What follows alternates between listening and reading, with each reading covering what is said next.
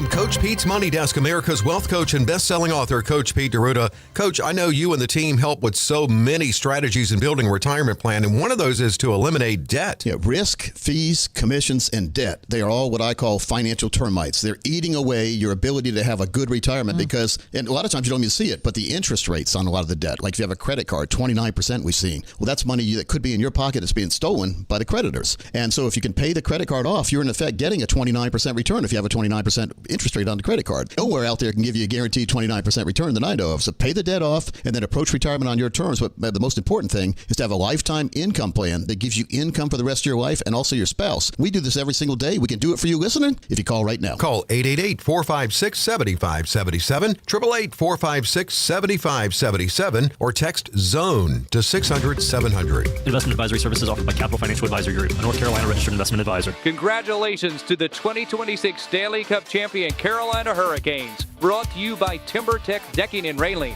TimberTech is as resilient as the team was all season. It is built to last through whatever the Carolina climate throws at it. You get the beauty of wood without sanding, staining, or splinters. And it's backed by industry-leading warranties, so your deck will last year after year after year. Order free samples or connect with a contractor at timbertech.com. This is what breaking news on WRAL sounds like. Sky 5 captured the moments a high-speed chase ended in a crash. From the moments that matter. Let's take a look at those live pictures right now from Sky 5, and you can see when seconds count. Authorities say they are very concerned for the safety of the public. And when your safety is the priority. It's still an active scene. Take a look behind me. And we begin at 6 with that breaking news. Hello and thanks for joining us. I'm Gerald Owens. Watch WRAL News. Breaking news coverage you can count on. All of us have a role to play in promoting a mental health-friendly workplace. Whether we're a CEO, manager, coworker, or someone with a mental health condition ourselves. So what can I do to help? Learn more at whatcanyoudocampaign.org. Point! Hey, you okay? You don't normally miss those shots. I just haven't been as regular lately, and it's making me feel sluggish. You should try Metamucil. It's been a game changer for me. Metamucil's plant-based psyllium fiber helps trap and remove the waste that weighs you down. Ace, you're moving better than you were last week. Definitely. Metamucil keeps you moving. These statements have not been evaluated by the Food and Drug Administration. This product is not intended to diagnose, treat, cure, or prevent any disease. Learn more at Metamucil.com. I'm attorney Brian Ritchie. Big truck accidents can cause life-changing injuries, and life-changing injuries deserve life-changing money. I know big truck wrecks, and I know how to fight those big insurance companies. If you've been hurt by a big truck, contact us at ritchielaw.com. I'm on top of it. Broadcasting live from the Eagle Leasing Storage Studio. WCMC HD1 Holly Springs. 99.9 The Fan. The Canes light the lamp here. I'm meteorologist Grant Skinner in the WRAL Severe Weather Center. Highs this afternoon will reach the mid-90s. We'll have a chance for a few isolated late-day storms.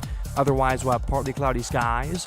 We're mild overnight, then hotter on Friday with highs in the mid to upper 90s with a few more isolated storms.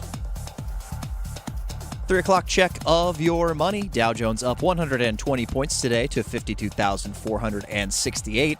This hour of The Drive is brought to you by Law Tigers. Injured in a motorcycle accident? Call Law Tigers before you call your insurance company. Case evaluations are always free, and you don't pay a dime until your case settles. Law Tigers, North Carolina's motorcycle lawyers.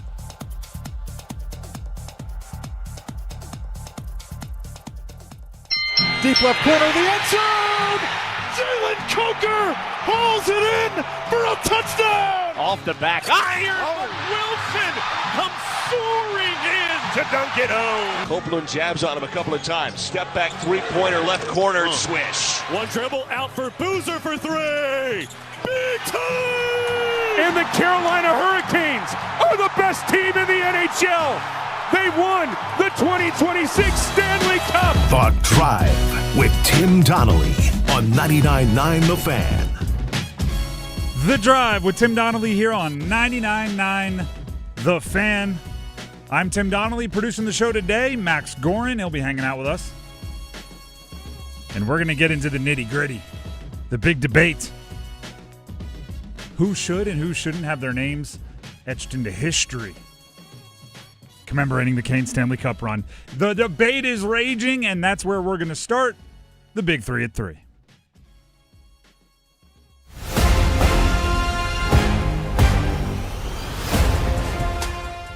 Number 1. By the way, the Big 3 at 3 presented by Maynard Service Company. Heating systems, cooling systems, plumbing and electrical work, they fix it all. MaynorServices.com, MAYNOR Services.com. So the Carolina Hurricanes tweeted out a picture of the 15 rows of names that have been etched on the Stanley Cup. I'm sure they thought it would be met with, oh, how cool. It has started a debate about who should and who shouldn't, who's earned and who hasn't the right to put their name onto the most famous trophy. We're going to get to the debate. We're going to talk about how much an owner and their owner's family contribute. We're going to do it all. But first, before we get to any of that, because I hate when controversy overdoes or overpowers what I think is a moment that should not be overpowered, we're going to take this first little section here and just be fans of greatness, just appreciate greatness, and talk about some of the names that did make their way onto the cup that I think are some of the cooler ones. And I'm not going to go into the front office or the coaching staff, those types of things, because I don't think we have to. Look at some of the players that have their names on the Stanley Cup. This is a good time to be nostalgic. This is a good time to remember the positives. The players such as Sebastian Aho and Taylor Hall, guys that have been through so much, that have been to the highs of the highs, but never quite saw their names stamped on the Stanley Cup. And every 5 years they take a ring off the Stanley Cup. It's something like that. Every 13 years they take a ring off the Stanley Cup, I think it is. Basically, this is going to be, their names will be on the cup for roughly 80 years. Something like that. It's crazy. And then that ring will be taken to the Hockey Hall of Fame and it'll stay there. Andrei Svechnikov on the Stanley Cup. Rod Brindamore, again, on the Stanley Cup. These are players and coaches that have worked so hard for this. And we do, in hockey, when you're covering hockey, when you're talking about hockey, when players are talking about hockey, we use put your name on the cup. He's going to have his name on the cup. He's going to etch his name on the cup. We say that with gravitas. We say it like it means something. So when you do it, it should be celebrated. And the reason why that there is so much debate about whose name goes on is because we do say it that way. We don't treat it like a participation trophy. Some of the best players in history will never have their name stamped on the Stanley Cup. But it's not just those stars I was talking about. Shout out to the Grinders. Mark Jankowski. Shout out to the Grinders. Even those that didn't have the season that went the way they wanted it to. Jesperi Kokaniemi's name is on the cup forever and ever. You can make fun of him all you want. You can say he should be traded all you want. His name is on the cup, and that means something. Which is why the debate is happening. And at 3:15, we'll get into it. Whose name wasn't on the cup that should have been? Whose name was included in the group on the cup that maybe should not have been? That's coming up at 3:15. Buckle up. And that's number one. Let's get to number two. Number two. Elsewhere in the NHL, the Anaheim Ducks decided to match the offer sheet that Leo Carlsson signed with the Philadelphia Flyers.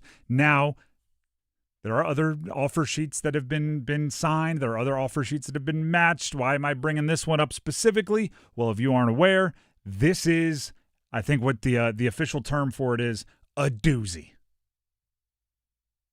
5-year contract, average annual value of $18 million, will begin in the 2026-2027 NHL season and run him into the 2030s. The 2030-2031 season will be the final. This makes him the highest paid player in the NHL. Leo Carlsson, a very young, very high ceiling, very high potential center. 21 years old, I believe, 21 roughly and a half. He is going to be making $18 million a year. Now, there's two ways to look at this. One, the way we do with sports numbers all the time. Every time I hear like a new NIL contract, every time there's a new quarterback's contract, every time there's a new like 30th best player in the NBA contract, my jaw goes on the floor and I just go, this is ridiculous. I saw a stat the other day, if you want your jaw to hit the ground. NBA legend Tobias Harris would be the 4th highest paid player in NFL history if he played in the NFL. That's crazy, right? So certain dollar amounts just make your jaw hit the floor, and when you see 5 years, $18 million, that's another one, especially for the type of player that Leo Carlsson is, which at the moment is a lot of potential. If he reaches it, this will look fine. If he doesn't, this is going to look like a horrendous albatross.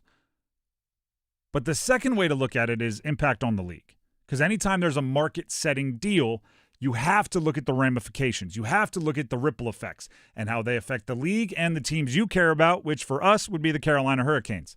I think this plays into the fact that Anaheim matched it, plays into why the Canes haven't done anything this offseason. The cap is rising, and teams are spending because they know either they have the money now or they will in the near future. And Anaheim has to do some cap gymnastics to make it work, but with the place the cap is expected to go over the next few years, players just aren't hitting the market. You're taking care of your own. You're extending your free agents before they hit the market, or you're doing what Anaheim did, which is publicly saying, we're going to match whatever the offer sheet is, then getting blown out of the water on what they thought an offer sheet could be and matching it anyway.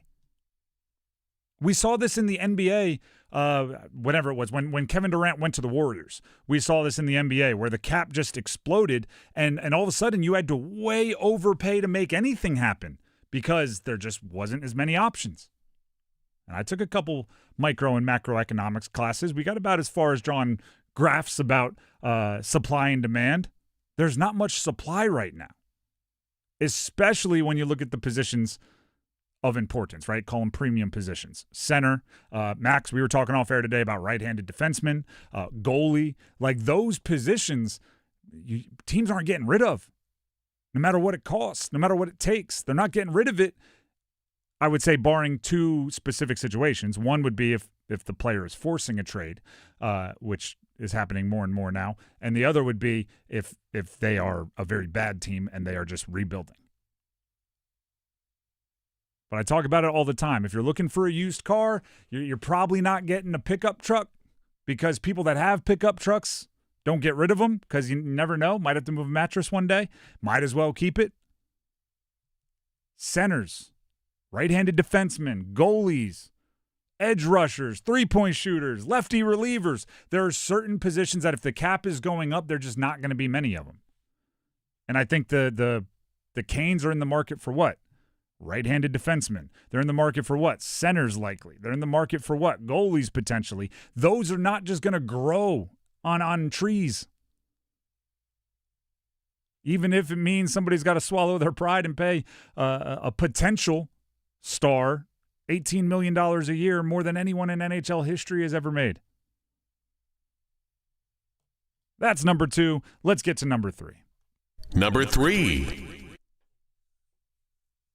The most recent edition of a series that ESPN is putting out, ESPN.com. They polled front office executives, scouts, coaches across the NFL anonymously and had them rank the top 10 at every position in the NFL, and they're revealing the results to each position one day at a time, and it's been a good little run for the Panthers. 2 days ago, we learned that J.C. Horn was a top 10 corner on the list at number 8. Yesterday, we learned that Jalen Phillips, despite not a ton of sack production, is a top 20, right? He was in the also receiving votes category, edge rusher. Today, we learned that Derrick Brown, the big man in the middle, arguably the most talented or the most productive, best player on the Carolina Panthers, is a top 5 defensive tackle in the league, according to the coaches, front office executives, and scouts that were polled, coming in right at number 5. On at least one ballot, he was listed at number 1. There is at least one scout, front office executive or coach that is so smitten with Derrick Brown that they said he is the best defensive tackle in the entire NFL. Think about that. Just think about it for a second. Dexter Lawrence, a guy from the area that at times has been seen as the best interior defensive lineman, he didn't have anyone put him number one. Somebody put Derrick Brown number one. I think that's a big deal. And it firmly puts him in the category of he is now one of your big-time, and has been, but based on salary and play, but needs to continue to be one of your big-time players. And if there's one thing I want more from Derrick Brown, one, that probably takes him from 5 to top 2, a little bit more pass rush. And with Jalen Phillips taking some attention away, hopefully Nick Scorton taking the next step, taking some attention away, he may have a few more opportunities to win pass rush reps. Try to say that. Pass rush reps. And if he does that, sky's the limit for him. He's already one of, if not the best run stuffer interiorly on the defensive side of the football in the entire league. Glad to see others are recognizing it. He was in the NFL top 100, something he hadn't been, and now he's in the top 5 in his position, something that he's very rarely seen as, but I'm glad the people in the know, well, they know. The Drive with Tim Donnelly, 99.9 The Fan. I did lie earlier because I had my schedule a little flipped. I said we were going to do the Canes names on the Cup conversation at 3:15. I meant 3:45. At 3:15, we're looking at ACC football because next week is ACC kickoff when we're going to have all the interviews. We're going to be talking to the players and coaches. So what are the top stories going into this ACC football season? We'll tell you next. Adam Gold in studio with my friend Ryan Monsine from the Aluminum Company of North Carolina. Because you guys do everything for the exterior of your home, these things can add up. And there are a lot of people who think, I can't afford this. How can the Aluminum Company make it easier?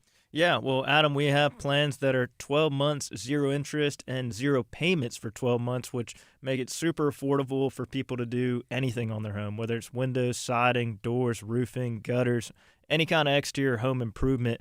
The Aluminum Company has financing plans that can fit in your budget and make it easy. So wait a second. I can get everything done, no interest, and no payments for 12 months? Yeah, and you get a lifetime warranty once the project's done. I get a lifetime warranty once the project is done? Yes, sir. What about my down payment? No down payment, no What? deposit.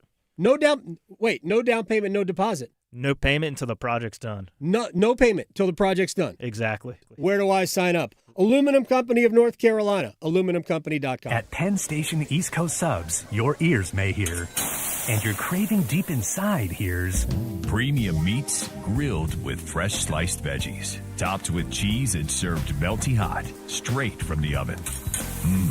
You craving what I'm craving? Earn rewards you crave with Penn Station Rewards. Earn points redeemable for free subs and favorites like fresh cut fries, fresh squeezed lemonade, and more. Penn Station. Love your sub. Earn rewards you crave. And Doug. Limu and I created a trick to help you remember that you can customize your car insurance and save with Liberty Mutual. You see, the shirts Limu and I wear are yellow, and yellow is the color of lemons, and lemons grow on trees, and trees provide oxygen, and oxygen helps us breathe, and breathing is how you live, and you can live more life when you save money by customizing your car insurance. I agree, Limu. It's really quite simple. Only pay for what you need at libertymutual.com. Liberty, liberty, liberty, liberty. And so ready? Here's the snap. He will throw. Backpedals, looks to the left, escapes that way. Still looking downfield. Derrick might run for it. To the pylon! Touchdown! Darian Minson takes it in! What a time for his first rushing score of the season!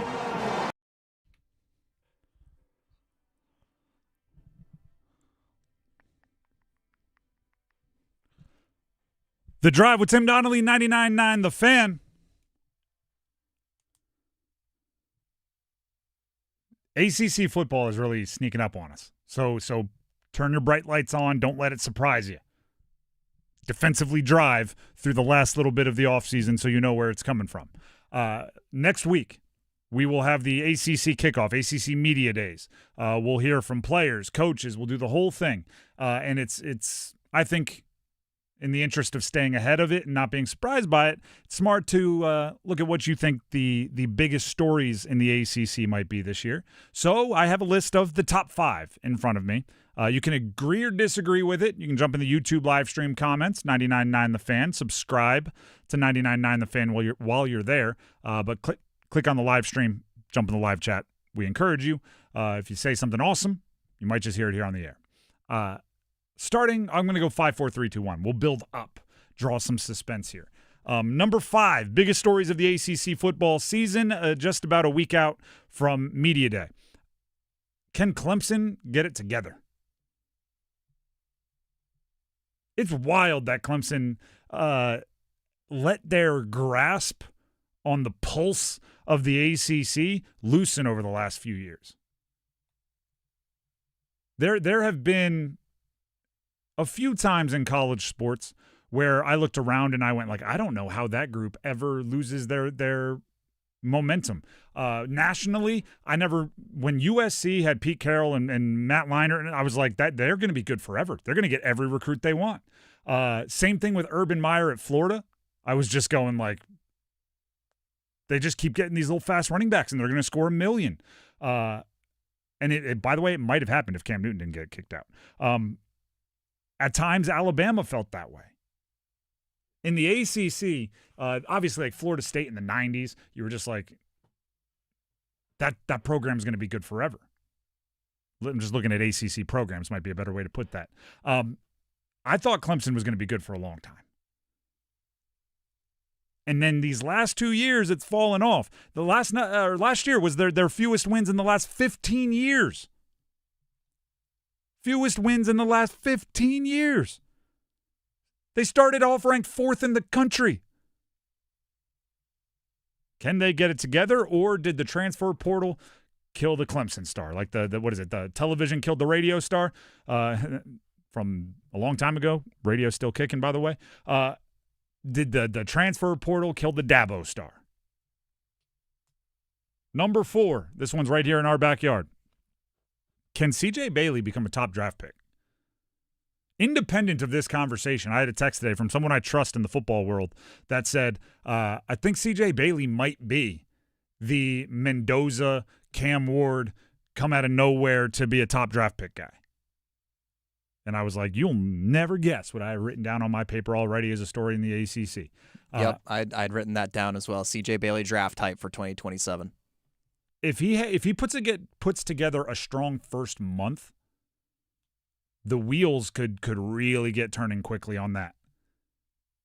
He's something special. And the reason why I bring it up is like coming out of nowhere is, and we talked about the stat earlier this week. There's a stat that David Hale put together where I forget what the exact numbers were. Some threshold for passing yards, rushing yards, passing touchdowns, rushing touchdowns that they reached, and only 14 or 15 teams in the country reached those thresholds, and 9 of them were in the CFP, and 2 more finished in the top 20, and obviously NC State was not one of them.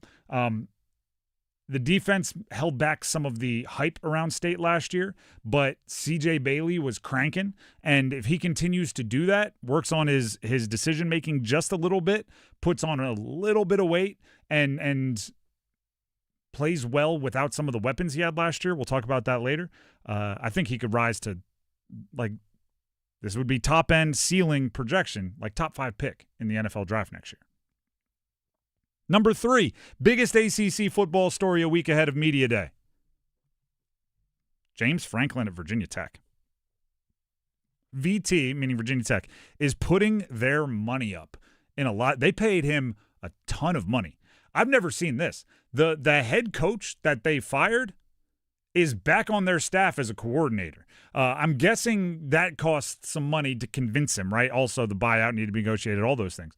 But they gave him money for transfer portal. They gave him money for players. They got a whole new commitment, millions of dollars, $50 million roughly, a year committed to athletics over the next 4. They are putting their money up and saying, James Franklin, not only do they want to be a winner in the ACC, they want to be a winner nationally. And what that does, when you put all that money up, it raises the stakes. Right? It's no longer like, hey, if you give us 10 wins, it'll be solid. It's like we need to be ranked in the top 10 to be solid. And it's also James Franklin. He love him or hate him, he's polarizing. I've told the story a few times. As a recruiter, he was the offensive coordinator at Maryland, and they were interested in me as a preferred walk-on. Not the biggest recruit in the world. But he memorized things he knew my grandfather's name. When you walk up, he knew that my grandfather was a ref back in the day. So during drills, he was looking at my grandfather to be like, was he inbound? So he could signal it in. He had my family eating out of the palm of his hand. And I was just looking to be a walk-on. I can't imagine what it's like when you're a 5-star. It's probably knows like your cousin's allergies. That's number 3. Number 2 biggest story going into ACC football season, a week ahead of media days. Does Belichick, or how does Belichick learn from year one? It's I think, a positive for UNC that we haven't heard much about him recently, because last year, the circus, the spotlight, it was intense, and they obviously weren't ready. But, I almost think about it, I think it was J.J. Redick at one point. So, UNC fans will love an analogy that brings them to a Duke great. But I think it was J.J. Redick one time that was talking about shooting free throws, and he basically was like, I might miss one, but I very rarely, once I miss one, miss again for a while. And he was basically saying, like, it takes one miss to figure out what's wrong, calibrate, like, back rim, okay? When I miss back rim, that means I'm not doing this. And then it's not the end of the world that Bill Belichick made a whole bunch of mistakes in year one. It would be the end of the world if he makes the same mistakes the next year, right? Once you fix it, it's got to then be fixed. So let's see what he fixed. That's the second biggest story. Let's get to the top biggest story, ACC football, as the teams get ready to start training camp. It has to be Darian Mensah at Miami. And more specifically, Duke playing against Darian Mensah at Miami November 14th, which could have ridiculous implications as far as Miami trying to get back to the Natty, the national championship, where it's harder to get back after losing than it is likely after winning, right? It's like trying to get back to the Super Bowl after losing. The money that Darian Mensah is making at Miami, the effort that Duke is putting into place to replace Darian Mensah, who, by the way, brought Cooper Barkate with him to Miami, which is not enough people are talking about. Duke's trying to pull off a really ridiculous trifecta, right? They went from Riley Leonard pretty well to Malik Murphy. They went from Malik Murphy really well to Darian Mensah. It's tough to just keep replacing quarterbacks and having the offense be pretty darn good, if not better than it was the year before.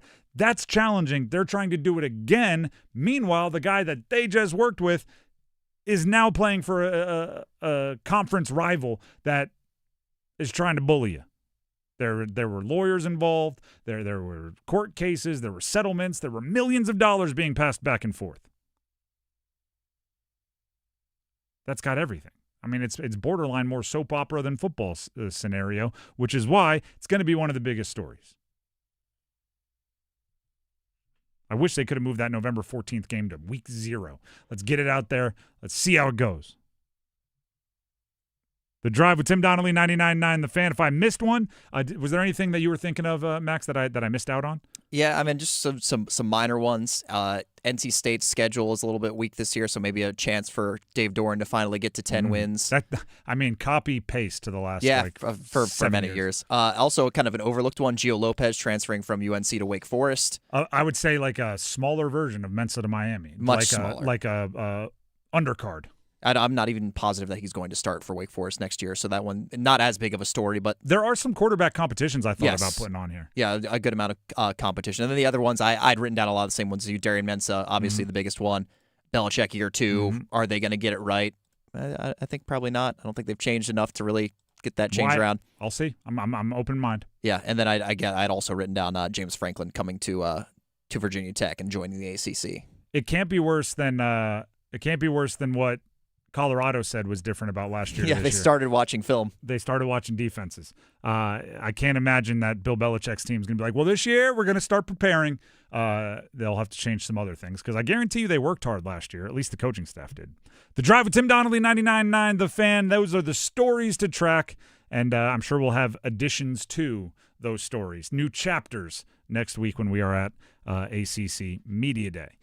Before we move on, Tim Donnelly here for Maynard Service Company. Talk about coaches.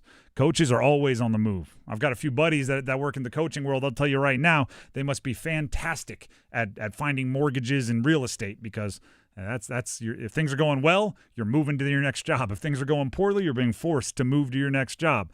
For whatever reason, whether you're in coaching or any other walk of life, you can't always choose when you need to move. You can't always choose when you're working on a fixer-upper. It's all you can afford. So Maynard Service Company, once you get in your new house, should be one of your first calls. And then they should be the first call every time something breaks in your house for quite some time. Heating, cooling, plumbing, electrical work, no matter what you have going in your house, whether it's a house you've been in for 20 years or a house you've been in for 2 weeks, when you start hearing that ka-clunk, ka-clunk in your HVAC that makes you all scared and worried about the cash, call Maynard Service Company. It's affordable. It's quality work. All across the triangle, that's all of Wake County and 50 miles in any direction, service you can trust. The number, 919-361-0993. That's 919-361-0993, or visit them online at MaynardServices.com, MAYNOR Services.com. We have the Dean's List coming up next. Don't go anywhere. When you own your own business, you own every decision. Catch the red eye or take the 6 a.m.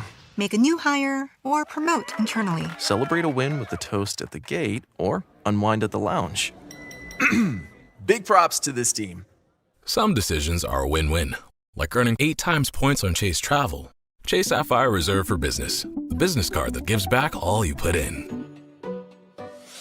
Visit chase.com/reserve business to learn more. Cards issued by JPMorgan Chase Bank, N.A. member FDIC, subject to credit approval. Terms apply. A Courage legend is coming home. Saturday, July 11th at 6:30 p.m., the North Carolina Courage take on the Washington Spirit for a special Ring of Honor night, celebrating former NC Courage defender and U.S. Women's National Team star Crystal Dunn.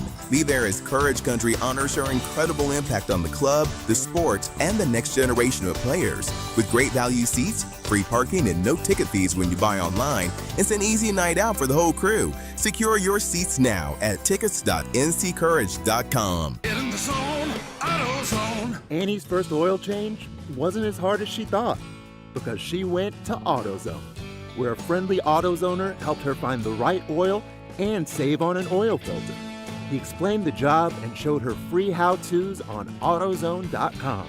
When she was done, AutoZone recycled her old oil for free. Get a free oil filter and more during the Celebrate Free event at AutoZone, now through July 27th. Get in the zone, AutoZone. Restrictions apply. With Bet365 Early Payout, you win even if they lose. Get paid out instantly when your team goes up big, even if they blow the lead later. Bet365. Winning is everything. Gambling problem? Call 1-877-718-5543 or visit morethanagame.nc.gov. 21 plus only. Must be physically located in North Carolina.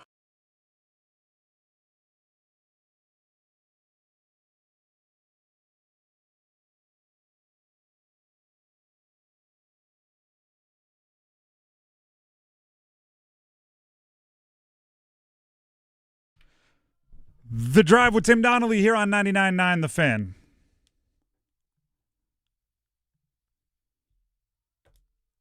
College sports are nearly firing back up already. I mean, it was, yesterday? I think it was earlier this afternoon that Oklahoma and Carolina finally wrapped up the College Baseball World Series, and it's already preseason time for college sports, which I absolutely love, and it's one of my favorite parts about this area is there's always something going on in the college sports world. So let's fire up one of our favorite college sports segments. It's something we call the Dean's List.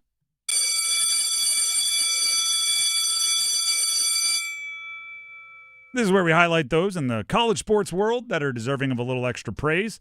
It may not always be 100% praise, but it's something that deserves like a little hat tip. For example, Virginia and Vanderbilt basketball are on the Dean's List. Max, did you see where they're going to be playing a game?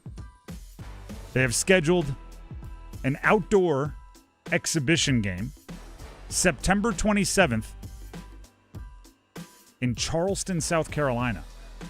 Credit One Stadium.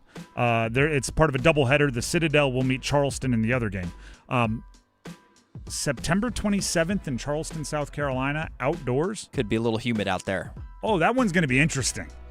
We're going to see how many of these players still get their outdoor reps in and the little pickup at the playground or street ball, because if you're used to those air-conditioned gyms, where everything is 71.5 degrees with good ventilation, you might be cramping up a little bit out there in the heat. You could also get a very moderate day, right? September is kind of one of those backs and forth. But goodness, that could be hot. That could be a disaster. It could also be kind of awesome. And I like innovation. I like taking a chance. It's an exhibition game, so if 3/4 of your starting lineup or 3/5 of your starting lineup is cramping by the half, it doesn't hurt your record. And it's another way to make money. We're just going to keep seeing these programs continue to find ways to accumulate cash. More Dean's List. This is more just curiosity. How about the top 40 donors to LSU athletics? Ross Dellinger, a great investigative reporter, Yahoo Sports, has obtained a letter from what they call the Tiger Athletic Foundation, that's like the LSU money arm for football, to their top 40 donors. I'm just going to read a part of it, okay? The governor and the president are inviting you to a private event at the governor's mansion, then they have day and time, to get a first look at an alternative revenue-generating opportunity for LSU athletics that is first of its kind nationally and could quite possibly change the future of college sports in America. That's what they say. Could change the future of college sports in America. And then the next paragraph. Let me be clear. This is not an ask for money. It's not a fundraiser. It's informational. I don't know what the heck that means. I don't know what the heck that means. But I'm curious. And I wish I were one of those top 40 donors, although I don't wish I gave any money to LSU. So I wish I could be like a friend of one of those top 40 donors that they just bring along as a plus one. It could revolutionize. What does that even mean? Could change college sports. Could mean anything. I'm going to put my guess in. And this is just a guess, pure guess. I think they're starting some kind of like a hedge fund. They're going to fund it with like $100 million and just go try to make money. And then all of the money, all the profits that normally go to like some hedge fund controller is just going to go to LSU athletics. And it'll be run by somewhat like a real hedge fund person that's like an alumni of LSU. Alongside maybe there. Like it would be as if like David Tepper, where did he go? He went to like Carnegie Mellon. If David Tepper, in addition to Appaloosa Management, his hedge fund just had a mirror image, smaller amount of money that he managed for Carnegie Mellon, and all of the money that from his hedge fund goes to him goes to Carnegie Mellon. That's my guess. Just a guess. Anything come to mind for you? In terms of the Dean's List or in terms of what this could be? In terms of what this could be, and then if that's yes or no, then go on to your Dean's List. I have no idea. The modern scope of college athletic fundraising is beyond my comprehension. But I do have something for the Dean's List. Let's hear it. For those of you that may not remember and may not want to remember, the NCAA basketball tournament is expanding to a bigger opening round. You're off the Dean's List. Why are you reminding me this? Well, there's just some news about the new opening round. The second site that will be alongside Dayton for 2027 and 2028's opening round was announced. It will be Wichita. Wichita, Kansas will be the other site hosting the opening round of the NCAA tournament for at least 2027 and 2028. There were a couple contenders trying to be the second site, the Pit in New Mexico. Apparently, they made a big push to try to get it, but ultimately Wichita, due to its geographic, centrally located location, ended up getting the nod to be the second location for the opening round. So the next 2 years, that first week of the tournament heading into Thursday, there will be games in Dayton, of course, and there will also be games in Wichita. I don't know if I actually dislike Wichita or if I just dislike the expansion so much that I'm going to dislike anything associated with it. I'm open to both interpretations. That's a terrible choice. I hate that they're expanding. Max, it's middle of July. You just had to bring it up. The news just broke about 20, 30 minutes ago. If only I were my next person on the Dean's List, which is pretty much any college athlete. NIL Go, which is operated by Deloitte as the assessment arm of the independent NIL deals. So anything over $600, if you're getting an NIL deal and you're a college athlete, you have to submit it to NIL Go, and they'll tell you whether it's allowed or not. They put out some stats Wednesday. They have approved, since it launched in June, so just about a year, June 11th, 2025, they have approved $355 million in NIL agreements. $355 million. They also turned down $90 million. So athletes agreed to, whether they were paid or allowed to get paid it or not, agreed to almost $450 million in NIL dollars in essentially a year. Good for them. College athletes on the Dean's List. A couple more here. Al Riveron, ACC Supervisor of Officials, announced Wednesday he is stepping down after 4 years in the role. I know some of y'all hate refs. Some of you probably really don't like Al. There's a call. There's a review that didn't go your way. Sometimes I hate what refs do and the decisions they make, but I always like to acknowledge that job stinks. It's the hardest job maybe in all of sports. And just trying it is worth some praise. Just being willing to put your name out there and then to take like an advisory role where you're answering for the mistakes of others. Ref makes a bad call. Al's the one that's got to go explain it. That's tough. So, whether you like the calls, you don't, you like the structure, you don't, give refs a break. My final one here. This is an apology, and because it's college sports, it's an apology to one of my old college teammates. His name is Timmy Breaker. So Xavier Saab, if you follow recruiting, you know the name. 5-star wide receiver, top 20 recruit in the country, committed to Oregon. Here's a story on me just being a little bit of a jerk, but only in my own brain. So one of my teammates, Timmy Breaker, defensive back, used to come into our locker room. He was from New Jersey, small high school in New Jersey. He used to come in and say, I have these nephews. I've been training them in the summer. I have these nephews. You got to meet my nephew. He would say it all the time. He said, they're legit. They're the next. They're better than everyone in this locker room combined. And keep in mind, we had guys that went to play in the NFL. I'm going what are you? Relax, right? Like a parent, right? Like my kid's going to be Tiger Woods every time they make a putt further than 2 feet. I'm like, relax. I'm just saying this in my brain. Like, dude, Timmy. Xavier Saab, 5-star, top 20 recruit in the country, is one of those nephews. Do you want to hear what happened to the other two? Amari Saab just signed with Alabama and is going to be a freshman there as a wide receiver. He's 165 pounds, and he was signed to Alabama as a wide receiver. You want to know what happened to the oldest? His name is Keon Saab. He's a starting safety at Alabama, started his career at Michigan, where he played as a 5-star and won it. The Saabs and the Breakers, that whole family, you're on the Dean's List. And speaking of those prediction markets I was just talking about and how you can trade on darn near anything, Tim Donnelly here for Kalshi. That's the prediction market. The FIFA World Cup is entering its biggest matches, and there's no better place to be than Kalshi, America's #1 prediction market platform. Now, in addition to being able to trade on everything, right, from reviews for movies, elections, you can reality television results, you can trade on everything and the biggest sports like the FIFA World Cup. Norway, who I've kind of adopted as our local connection ever since the team showed up at a hockey game here in the area and rooted for our team. Now that the United States men's national team is out, Norway's become my connection. A $100 trade on Norway, if they were to win the whole thing, pays out about $1,600. That sounds pretty good.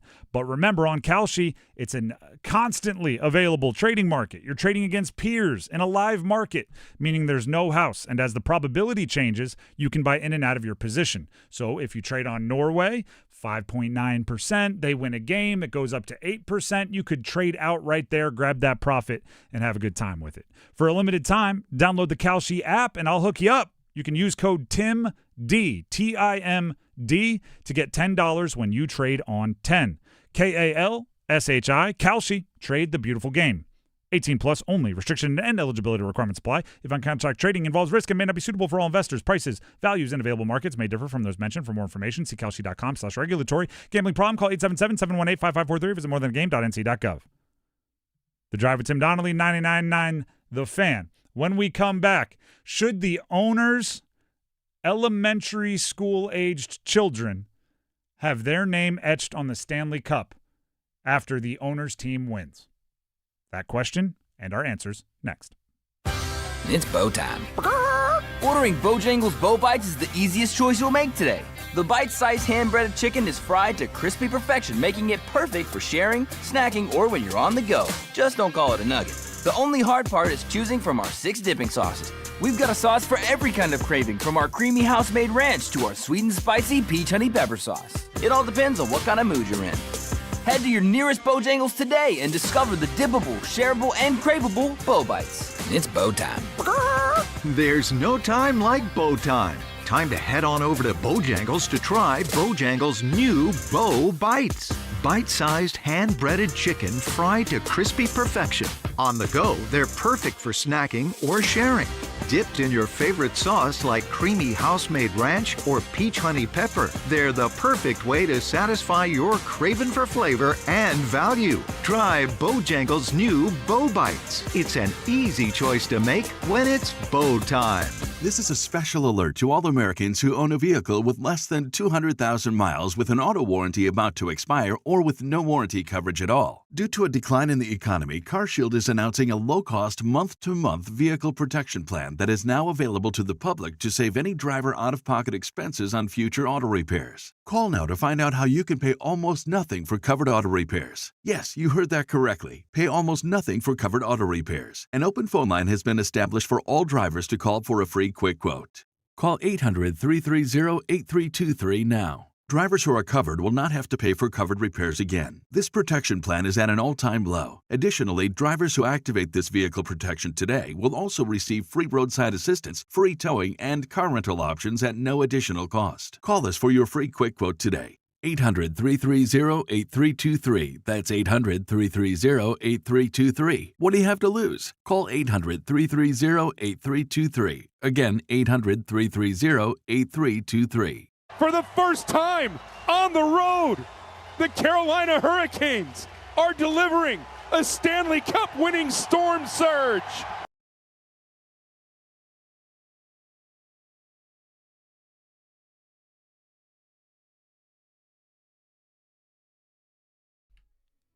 The Drive with Tim Donnelly, 99.9 The Fan. So I was not expecting this to be a day where there was real division in Carolina Hurricanes fandom. Unless there was an Nikishin trade, in which case, yeah, everybody's going to be battling. But sans that, how could you have something to argue about? It's hunky-dory time. It's kumbaya time. It's celebration time. You won the Stanley Cup. It's the off-season after you won the Stanley Cup. The only thing you should have to worry about is, are you talking enough trash to your friends that are fans of other teams? Have you rubbed it in your friend that's a Devils fan's face enough? Like, that's all you should be worried about. And then the Canes tweeted out a picture of the names engraved in the Stanley Cup. And everybody went to, okay, we got it. It was like they had just posted the final 12 men on the high school varsity basketball roster to a cork board outside the coach's office, and everybody runs up and they're just moving their finger along, looking for it, where am I? That's what happened. And it was crazy because you started going like, who is it? And there are 15 lines of names. And you got to the third line, the first time you saw someone with a last name other than Dundon. You had Tom Dundon, the owner, Tom Dundon's wife, and Tom Dundon's 5 kids. And I won't say their names. I'm not going to talk too much about the kids and ages and things. Just know a couple of them are elementary school aged, just because I think it's weird to talk about families like that. There were 7 Dundons before you got to anybody else. Now, owners get to do what they want. We'll talk about it. But then you keep looking, and you go, all right, there's the GM, the head coach. All right, there's the trainer, there's the strength coach. All right, here we got to the players. There's the captain. There's Sebastian. Oh, cool. Nick Deloria, nice. And you keep going. And you didn't see Joel Nystrom, and you didn't see Charles Alexis Legault. And especially Nystrom, it felt like, whoa. Joel Nystrom played 38 games and was not hidden in those games. It's not like he played 25 minutes, but he was playing on average over 15 minutes on the ice for those 38 games. It was when the blue line was ravaged with injuries at the beginning of the season. He played 38 games. For context, if you play 41 games, you are guaranteed. It is not a debate. Your name goes on the cup. He played 38 games. At 15 minutes, if somebody played, well over 41 games, but only had 10 minutes on ice, they wouldn't have been on the ice as much as he did. Finished with a goal, 6 assists, a +6 in the plus-minus as a rookie defenseman. Charles Alexis Legault did just play 12 games, had a goal and an assist, finished +5, but again, averaged over 14 minutes on ice in those games. And the reason why he didn't play more because he sliced his hand open and was out for, 3 months. It felt like they were deserving. So, with them not on the list and some other support staffers not on the list, who many have grown fond of, even a former player like Jesper Fast, who's a developmental coach, that was both a part of this entire build as a player and as a developmental coach, he was not on the list. He was not on the cup. So you start to see these deserving names that weren't on the cup, and it starts to feel a little bit more icky that there's so many Dundons on the list. Now, I struggle with this, as I'm sure many of you do as well, because you got to listen to the boss. The boss gets to make the decisions. Tom Dundon put up hundreds of millions of dollars to buy this team. He's like that gives you a certain level of you do what I say, which is why those names are on the list. But it does elicit a few more questions. And before you even get into if you got to put the 2 players, you got to take 2 names off, I thought this was interesting because I don't know all the details on who and who decides and who needs to approve. You're allowed to have, I went and looked at WRAL did a lot of this reporting as well. You can go check it out online, WRAL.com. 55 names you're allowed. They only put 53 names on. Right. So it's not even like you got to kick out two siblings to put on Nystrom and Charles Alexis Legault. You might just have to reorganize the names to fit them better. But you can put 2 more names on. Yeah. I don't know why you wouldn't put at least Nystrom. Yeah, that's the one I think is a fairly deserving snub. But my thing with this is, would I, if I were the owner, have put all the names of my family and kids who don't work for the team on there? I mean, probably not. I mean, again, I'll never be in that situation of owning a team that wins a championship like that, so I'll never know. But it's like a slippery slope, right? Because everybody could argue, oh, this player deserved to be on there, or this support staff or this assistant played a big role. They should have been on there. No matter what, there's going to be somebody that gets left off. And I'm not saying that that's reason to just go ahead and put your family instead, but I think by nature of this, where they had a couple of names left that they didn't use, and also just the fact that no matter what, somebody's not going to get on it. This, to me, it doesn't bother me all that much. Plus, do they win this Stanley Cup without Tom Dundon coming in and buying the team in 2018? I don't think this timeline ever occurs where they build this team and win without him. So if he wants to put his family on the cup, put the names on it previous owners have done this before. The Ilitch family for the Red Wings, the Viola family for the Panthers. This is not a new thing. Yeah, I don't care what other teams have done. I look at it like this. If we're going to say getting your name on the cup means something, you have to protect it. You can't just have any old name up there, because it's the same reason why I advocate for more stringent Hall of Fame inductions, right? Like, the moment you induct somebody, the moment you put someone's name on there who's less deserving, the whole pool comes down in average. It is odd that the stance from the Hockey Hall of Fame and the Keepers of the Cup has changed on this, because there was they had to stamp it out. The Bill Pocklington thing where the owner's dad got put on it, and they crossed it out, they X'd over it. But like I mentioned, a couple teams like the Red Wings, the Panthers have put family members on there. Now, granted, some of them had roles within the organization. Now Tom Dundon has put his family members on there, and all these names that they send in have to be approved by the Hockey Hall of Fame as well. So here's the way I look at it.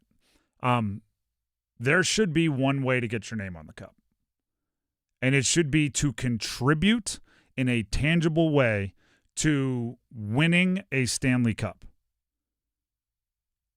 And if you haven't done that, that's not to say you can't be proud. That's not to say you can't, Sebastian Aho's family contributed in a major way, and they should feel very proud that their last name is on the cup.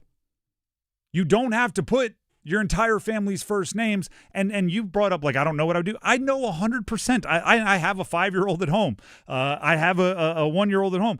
There's 0% chance I'm putting my kids on the Stanley Cup if I own the team, for the simple reason of, I don't think it makes them any less proud or cool. You think years later they're going to be like, oh man, only my dad got his name on or only my mom got her name on the cup. No, that's my last name.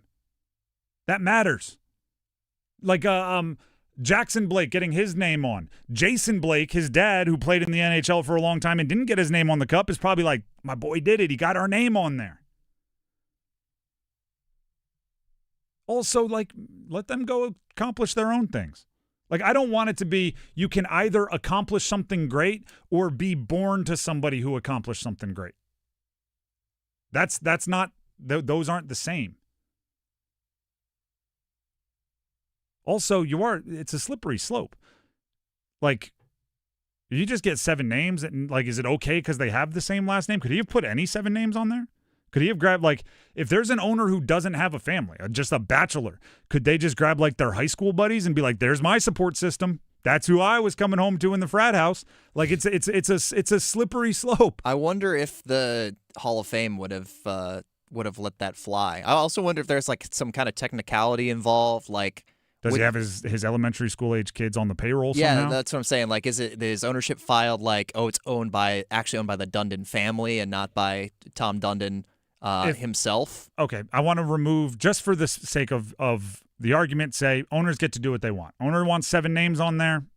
Owner gets 7 names on there because they own the thing. And I'm actually fine with that. You want to be cold, you want to be calloused about it, and just say that person with the bigger chip stack gets to make the rules? Cool. Love it.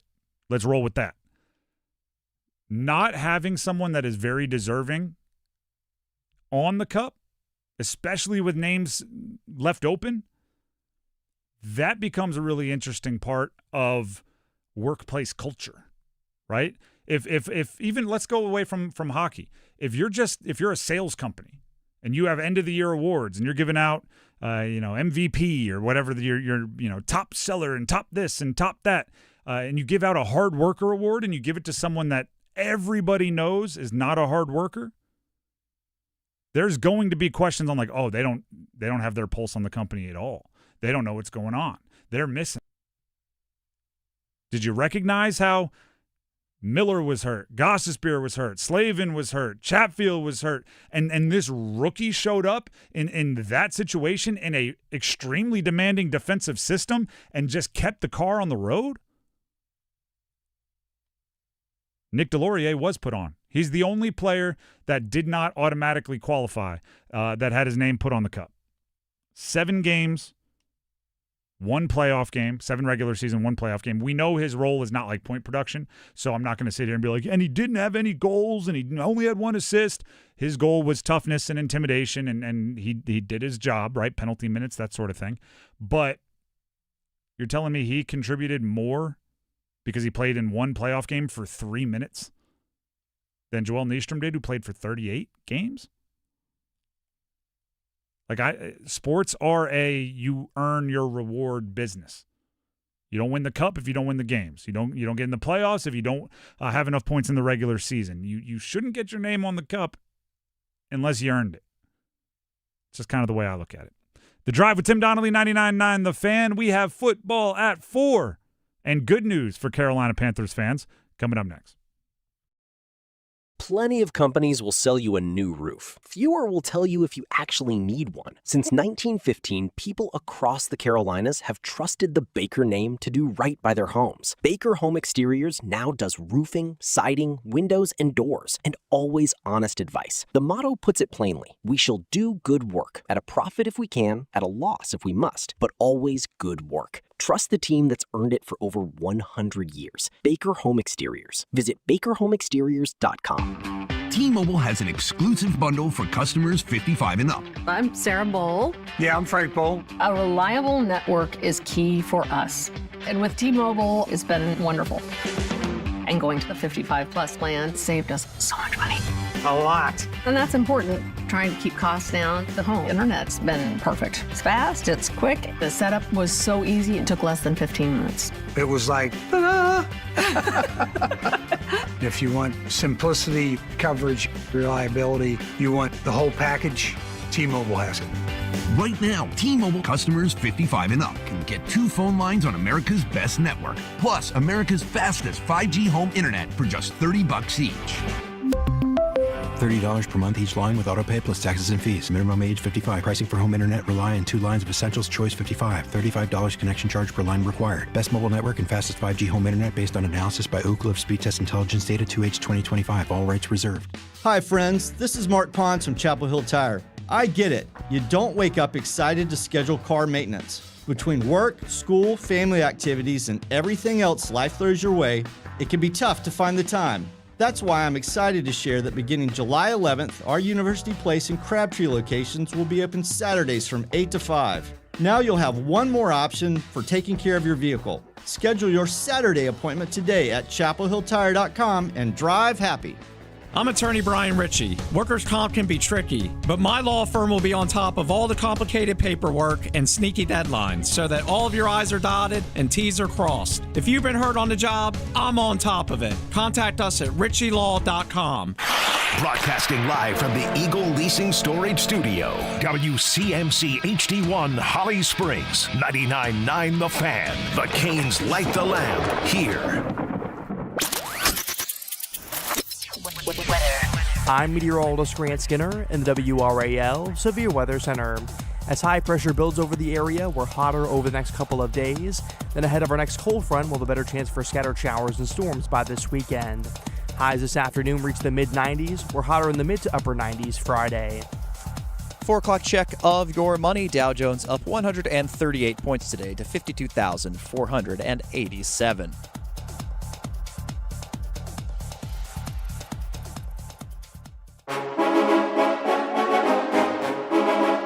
Let's move the chains. Time for football at 4.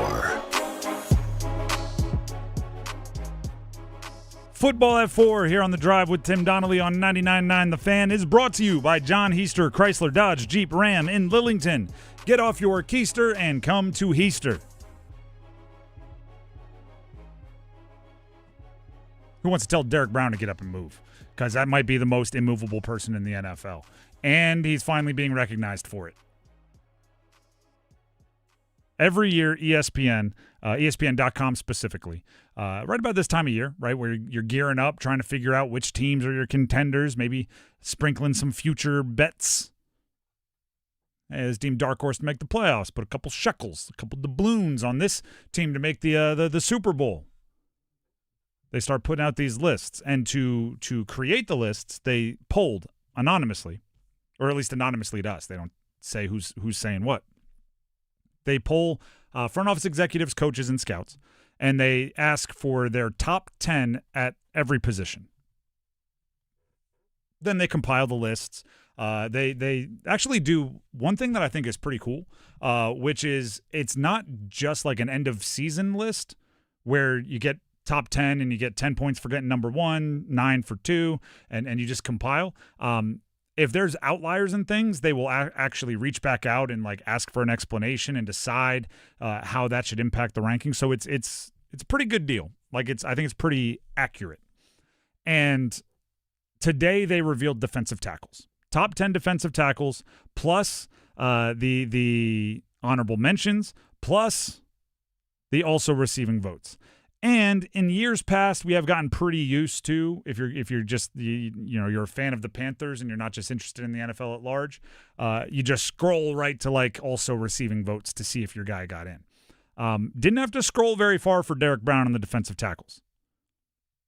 Number 5. He is a top 5 defensive tackle in the NFL, according to this survey. And when you dive in, it gets even a little more. Last year, he was honorable mention. This year, number 5.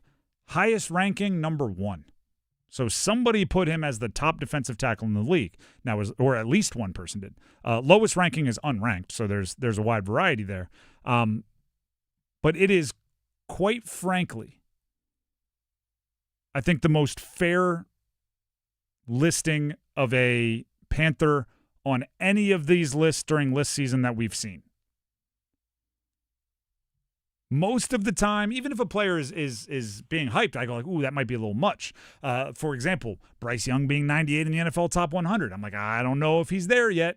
The flip side would be somebody like J.C. Horn being number 8. I'm like, I think he's probably a little better than that.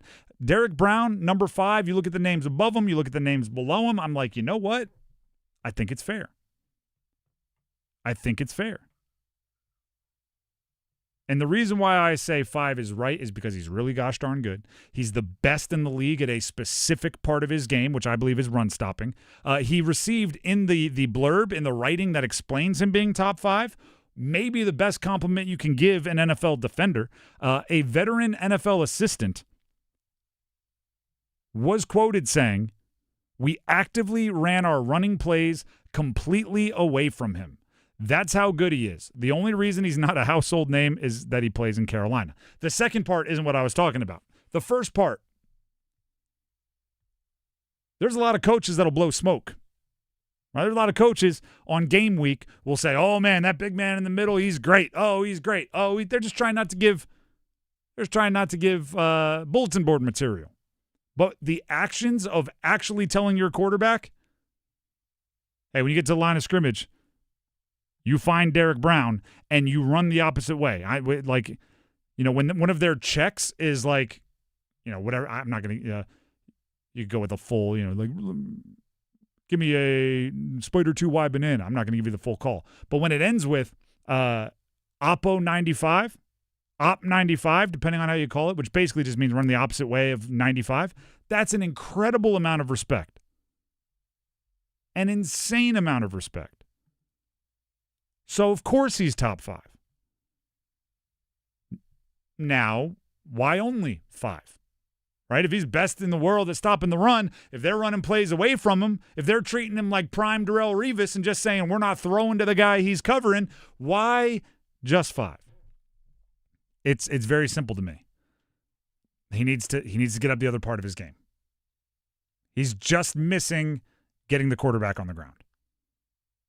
And I'm not asking for 15 sacks. I'm asking for 9. I'm asking for 8. I'm asking for just a little bit more. If he gets guys on the ground, he'll be boosted up into the Chris Jones, Jeffrey Simmons. The number 1 guy on the list is Leonard Williams. He'll be boosted into that category. At least he should be. I can't guarantee what the voters will do. He should be. Because the other thing that needs to happen is also they need to win a little bit more. Because if you look at everyone above him on the list, other than Jeffrey Simmons, and Jeffrey Simmons, for my money, is actually the best. He plays for the Tennessee Titans. All the others have won Super Bowls. interior defensive line is becoming one of those teams or one of those positions that you just look at good defenses and give some of that credit to the interior. You go like, I don't know if he's good or not, but if you play on a good defense, you can't have a good defense without good interior defensive line. So go to the best defenses, pick an interior defensive lineman, say he's awesome, is becoming part of the conversation.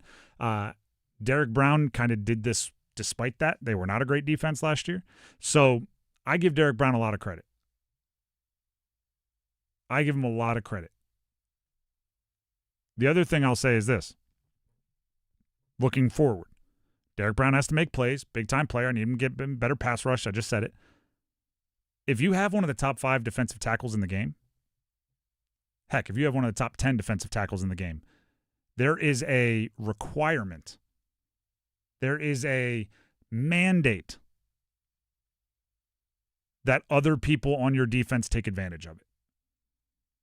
Derrick Brown is immovable. He is a immovable object in the middle. He is requiring of double teams. He is requiring of attention. A NFL assistant told ESPN that they are actively running away from him. And when that happens with an interior defensive lineman, your linebackers suddenly are freed up to run free, right? They don't have guys getting to the second level. Your coverage should be more heavily manned, meaning you don't have to dedicate so many players to stopping the run, so you should have more players preparing to stop the pass. You should have your pass rushers be able to go, I can be a little bit more aggressive on this 2nd and 6 and assuming that it's going to be a pass play because I know if it's a run play, my guy DB's taking care of it. You should have a multiplier effect from your defensive tackle if he is as good as Derrick Brown is. It's kind of like having a great offensive line, right? A great offensive line is awesome. It is awesome. But it's only as awesome as everybody else can take advantage of it, right? You give a quarterback 7 seconds to throw, he still can't find someone open. You have a great offensive line, you get nothing for it. If you have a great defensive tackle, but they can just take a guard and a center, put him on him, and now he's neutralized, and you're off-ball linebackers are not flying around making every tackle because there's one less person to go to the second level and get them. You have a great defensive tackle and you have nothing to show for it. So I'm looking at Devin Lloyd, their other one of their really big incoming free agents. I'm looking at Trevin Wallace. I'm looking at those run-stuffing safeties. I'm looking at those corners and saying, you all need to take advantage of what Derrick Brown is bringing. The league just told you he's one of the top 5 defensive tackles in the game. How does that translate to production for you? Right? The football is the ultimate team sport. Everybody says it. It's like the cliche. But I always end up singing, and it's embarrassing. But I end up singing on air the bone song, right? Hip bone's connected to the thigh bone's connected. Because that's how I really look at football as a team sport. It's all connected. The defensive tackle is. I mean, I know it's not part of the skeleton, but it's like the heartbeat, right? It's pumping to every other appendage, but it's then the hands and the legs got to do what they got to do. Derrick Brown is insanely good. The Panthers' defense has to be much better because of it. And maybe it's a play calling thing. I've gotten on Ejiro Evero in the past. He doesn't love to blitz. I think one of the best things to do is if you have your defensive tackle getting double teamed, or if you have your defensive tackle taking a ton of attention, is to not go perfect. Now we don't have to blitz. It's to go perfect. Now when we blitz, we're going to have free runners. Now when we blitz, we're going to have guys that not only don't have to beat a running back, but maybe don't have to beat anybody, or maybe are just getting a tight end chip. Like that's what you're looking for. To me, like to measure the impact of Derrick Brown, just look at the defense from 2 years ago when he missed like the whole season with injury, and they were like the worst defense ever. And then he came back last year. And granted, there were some other things that the other players that helped contribute to raising the level of the defense. But I mean, without him, they were a train wreck. And he comes back all of a sudden. Yeah, pretty average, pretty solid unit on the defensive side of the ball, and they've added more help all around him to help improve that side of the ball even more this year. But, I mean, just look at how far they fell off a cliff without him on the field, and that should tell you pretty much everything you need to know about Derrick Brown. You don't know what you got till it's gone. That's what you're saying. Listen, he's really good. He's really good, and it's been a good little run. I said this earlier, but the Panthers over the last 3 days, they do these lists one position at a time. 2 days ago, it was J.C. Horn in the top 10 of corners. He was 8th. Yesterday, it was Jalen Phillips, despite switching teams and having injuries recently, not a ton of sacks. He was also receiving votes, edge rusher. And now today, they have their first top 5 player to position in a while. They have Derrick Brown in the top 5 of defensive tackles. It's pretty good. 3 defensive players, 3 straight days, all mentioned amongst the top 20 at least at their position. And they're all positions that you play 2 at a time, right? I always think it's unfair that we do like top 10 running backs and top 10 corners when essentially, or top 10 quarterbacks and top 10 edge rushers. I'm like, the teams play 4 edge rushers. Teams play 1 quarterback, and we're both going top 10. Doesn't seem as fair. But all of these are at least 2 positions, and they're all top 10, top 20. There you go. The Drive with Tim Donnelly, 99.9 The Fan. That is Football at 4, brought to you by John Heister, Chrysler Dodge Jeep Ram in Lillington. Get off your keister and come to Heister. We talked about next week being ACC kickoff, so we get into an ACC football cons and cons coming up here on The Drive. All the corner kicks, all the heart-stopping action, and all the soccer.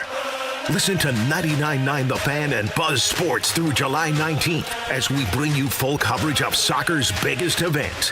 We'll have match updates, results, and news right through the championship and the awarding of the Golden Trophy.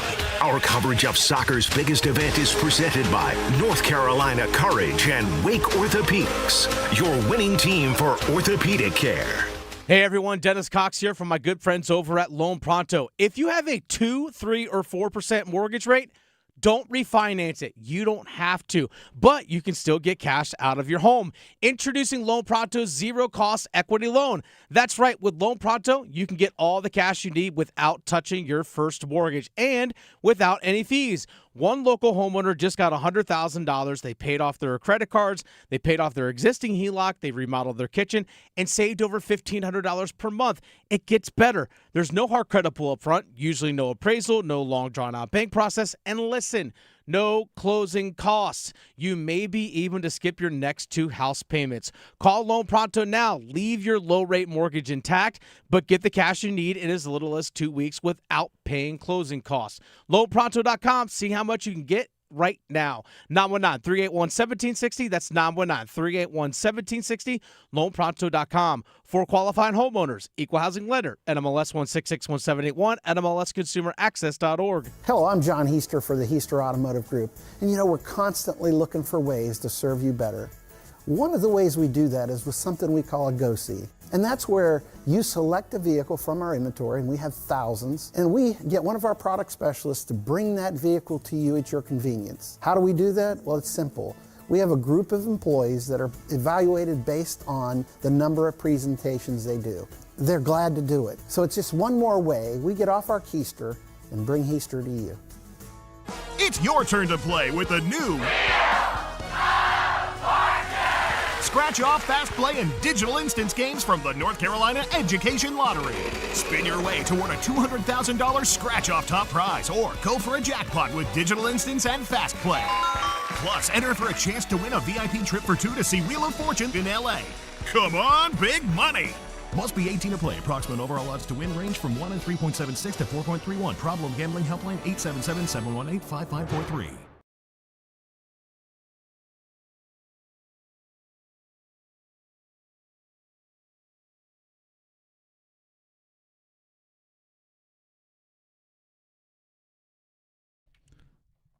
You are listening to The Drive with Tim Donnelly on 99.9 The Fan.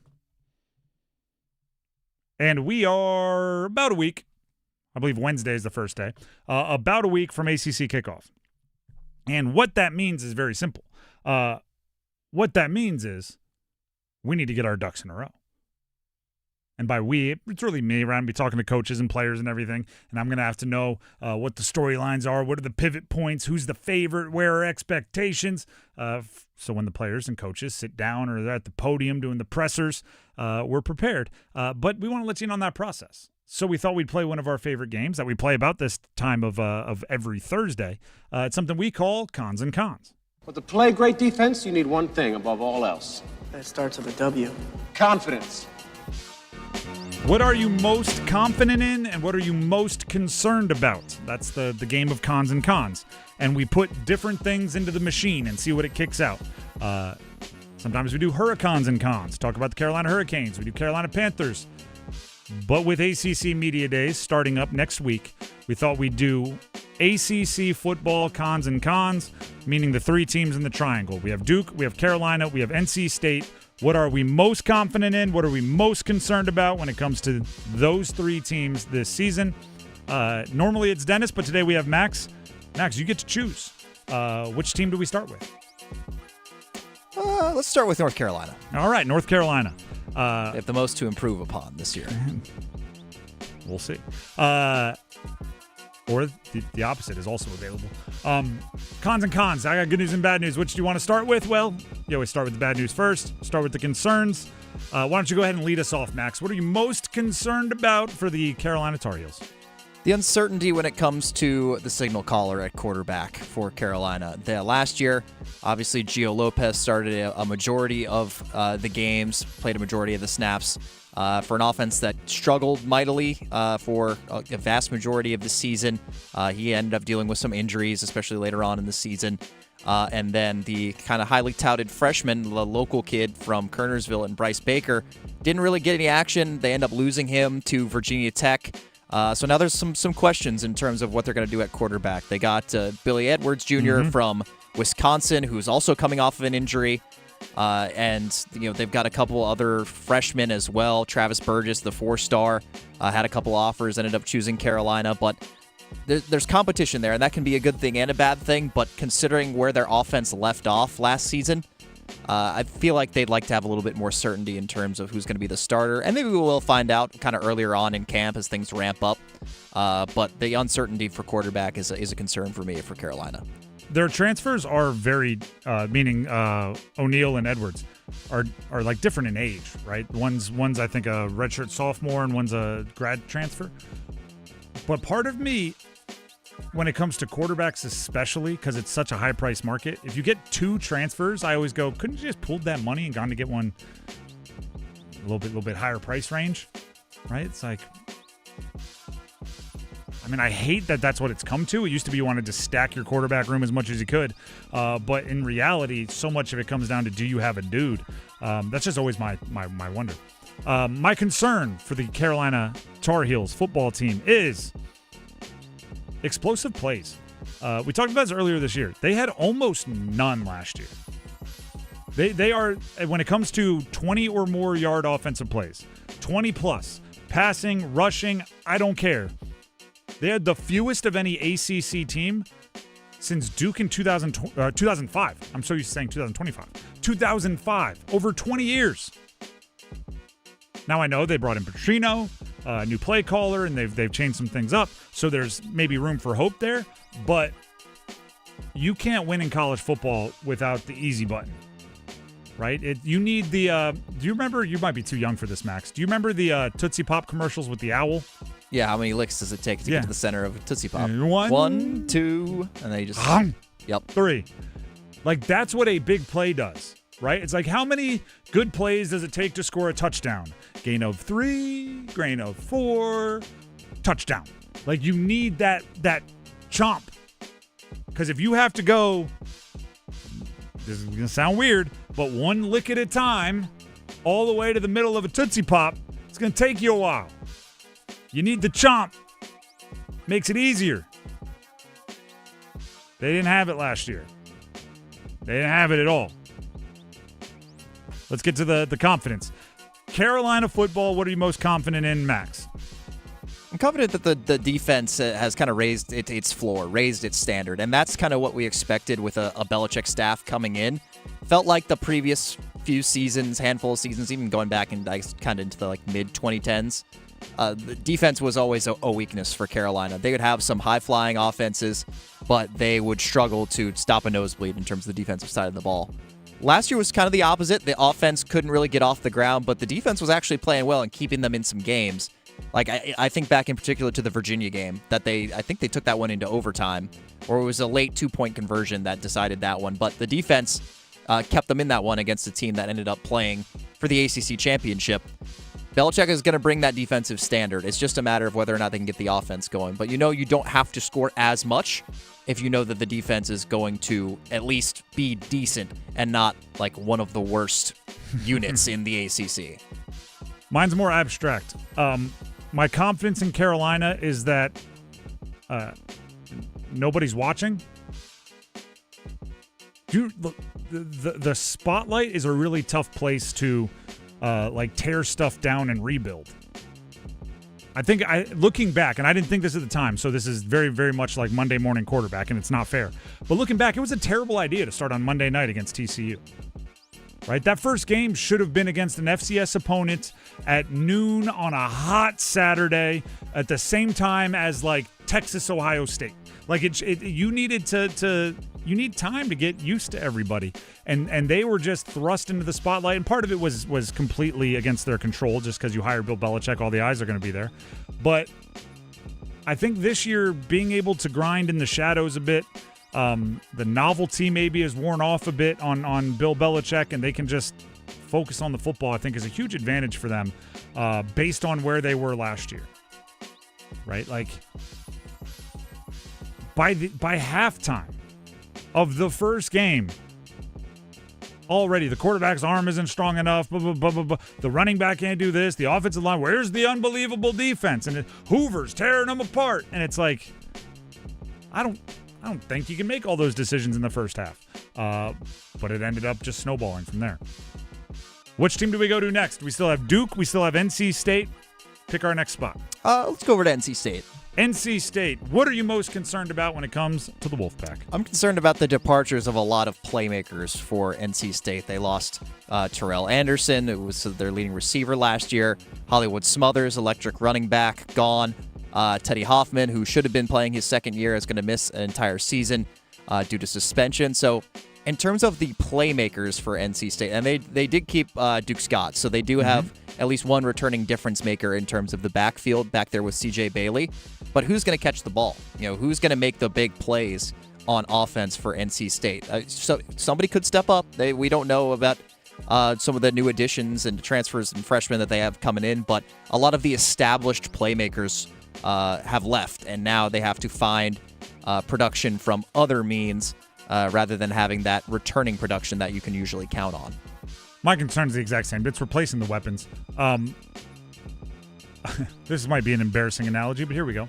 I'm in a way too serious dynasty fantasy football league that I care about way too much.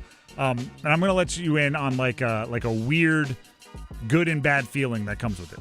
If you cut a player in our league, they go on waivers, and then everybody else can claim them. If you cut a player and nobody else wants them, you're like, oh, okay, that was the right player to cut. If you cut a player and everyone else in the league claims them, you're like, why did I cut him? Gosh, what a terrible decision. Everybody knows something I don't. This player's about to explode. Oh, gosh. So sometimes when you lose people to the transfer portal and they drop down to Division II or they're sitting in the portal for a long time, you're just kind of like, all right, not a big loss. When Terrell Anderson, a wide receiver, goes to USC, and I'm talking Southern Cal, to play for one of the best offensive minds in the game in Lincoln Riley, it's like, ooh, if he wants him, that might be a bad loss. When Hollywood Smothers commits to Alabama and then flips to Texas, it's like, that guy seems like he's really wanted. Everybody, that might be a bad loss. When Noah Rogers ends up at where is it, Bama? When Justin Jolie ends up with the Denver Broncos, it's like these are some players that are highly coveted. I'm not sure we shouldn't have done more to get them to stay. So replacing those guys is going to be tough. They did bring in some transfers. JoJo Trader. You mentioned they were able to keep Duke Scott. Obviously, most important, they kept CJ Bailey. So he's going to make everyone's job a little bit easier as a quarterback. But that concern is going to be tough. What's your confidence? It's a soft schedule for NC State this season, especially in the ACC. You avoid, I guess avoiding Clemson is not really what it used to be in terms of kind of dodging a bullet. You're exactly right. That like your gut instinct is like, Clemson's not there. All right, but then it's like, wait, does that even matter? Maybe you want Clemson on the schedule. We'll see if Virginia can replicate the success that they had last year in going to the ACC championship game. But if you beat them in week 0, and I've honestly a week 0 game, all bets are off. Anything could really happen. It feels like. If you get past week 0 at Virginia, which was originally supposed to be in Rio, now it's just a away game in Charlottesville, so that makes it a little bit more difficult, but easier on the travel at least, rather than flying to another continent. You've got some non-conference games. FCS tune up against Richmond. You're going to a Vanderbilt team that no longer has Diego Pavia, unless some kind of some more crazy court rulings come down and he ends up playing again. Doesn't seem likely. And then you have a home game against App, which should be fun, but you should be a heavy favorite in that one. And then you get into a conference schedule where things have set up fairly favorably for you. Just looking ahead at it, I think maybe the most difficult game you'll see in conference. You have Duke at home. You have Louisville at home. You have Wake Forest at home. All the best opponents, at least that we can project out this far in advance, you're playing at home. And you have, obviously you've got a rivalry game at Carolina to end the year. You've got a game at Florida State, who is hyped up every year, and then we saw how terrible they were last year. The schedule is set up in a way where this could finally be the opportunity, and we mentioned this earlier when we were talking about top storylines to watch in the ACC. Is this finally the year that Dave Doeren can get 10 wins at NC State? I feel like the schedule sets up in a way that it could very much be possible, but they have to avoid doing that NC State thing they always do, where they trip over an opponent they should beat and end up blowing it at some point during the season. So I don't know when that shocking loss will come. I feel like at Vanderbilt is certainly a contender, because a road game at an SEC opponent typically doesn't play out favorably for NC State, but it remains to be seen. But at least looking ahead from here, looks like they have a good chance to have one of their better seasons in terms of record. My confidence, and I went back and looked at it. We did this about the same time last year, and it was the same one. So I feel like I was early, and now I'm kind of a little basic. I'm a little right on trend. CJ Bailey. I think he's a really good quarterback. I think his skill set is unique. I think he's doing the right things. I think they compensated the right guy to stay around. We don't see almost ever a quarterback this good be at the same school as a starter for 3 straight years. So take advantage of that stability, take advantage of that comfort, take advantage of being the guy for a couple off seasons now, and build on it. Just build on it. I'm a buyer, and I'm more of a holder of CJ Bailey stock. I've had it for a while now, and I'm not letting anybody get it off of me. All we have left is Duke, so let's start with the concerns like we always do. What are you concerned about for Duke football about a week ahead of ACC kickoff? I feel like they may be facing a little bit more pressure than you typically would see for a Duke football team. I mean, it's no secret that, especially over the last 30 years, 30, 40 years, basketball has always been king, and basketball still is king at Duke. But, when you're the reigning ACC champions and you had a couple of good seasons, you've been the best team in the triangle by pretty much any measure over the last handful of years, especially since Manny Diaz's return. Mm-hmm. You're starting to feel a little bit more pressure to replicate that success. You're not coming in as carefree, okay, no one's really expecting us to contend for the conference or make that much noise. Sometimes you can come in and play a little bit more free that way, but now there's a little bit more pressure. You're the reigning champs. You've kind of set an expectation that you're going to be at least an 8 or 9 win team and maybe be up there in the mix at the top of the conference. So they might be feeling a little bit more pressure. That could be a concern because, typically in the past, if somebody was going to Duke football, I'm not saying that they didn't want to compete and didn't want to win, but you didn't come in with that expectation kind of looming over your head where, if we don't have a good season and go 9-3 at least, maybe people will see that as a disappointment. Maybe we'll see that as a disappointment. So maybe the added pressure of being the ACC reigning champs is a concern for me. My concern is replacing Darian Mensah. I talked about it earlier. They're on a really impressive streak of replacing quarterbacks that transfer out. for different reasons, right? One might have transferred out by choice. One maybe was nudged out. But either way, they did a great job replacing Riley Leonard with Malik Murphy, who broke some passing records. They did a great job replacing Malik Murphy with Darian Mensah, who broke some passing records. Now, much more against their will, they are replacing Darian Mensah and have to find a way to do it again. Walker Eaget from San Jose State is I believe the leader in the clubhouse for that starting job. The least heralded of the names trying to fill big shoes. And because of that, it's just going to get more difficult. And then on top of it, Cooper Barkate the wide receiver, going with Darian Mensah to Miami makes it even more difficult. They've lost some other wide receivers to the portal. It's going to be a very, very impressive job by that coaching staff if they are able to keep the passing game in the same neighborhood as it has been the last couple of years. That's our concerns. Let's get to the more fun part for Duke. What's your confidence for the Blue Devils? They have Nate Shepard returning in the backfield. He was awesome in his freshman season last year. Over 1,000 yards rushing. Had 11 touchdowns, 5.7 yards per carry. Finished it off with a really strong showing in the Sun Bowl against Arizona State, too. 22 carries for 170 yards and a touchdown. This guy is absolutely electric. They won't have the same 1-2 punch as they did with him and Anderson Castle, where you kind of got a little bit of the speed and finesse game coupled with the power game, but I don't think he needs that kind of yin and yang. He doesn't need that second back to kind of shoulder some of the load. I think he can handle being like the premier back for this team, just based on how good he was as a freshman. Again, carrying the ball 200 times still for 1,100 yards and 11 touchdowns. I think we've only begun to scratch the surface of what Nate Shepard is capable of, and being able to retain him in this modern era of NIL. We just talked about how NC State keeping CJ Bailey is rare for like a quarterback that good to stick around, especially at a school like Duke that you wouldn't typically consider like a traditional football school.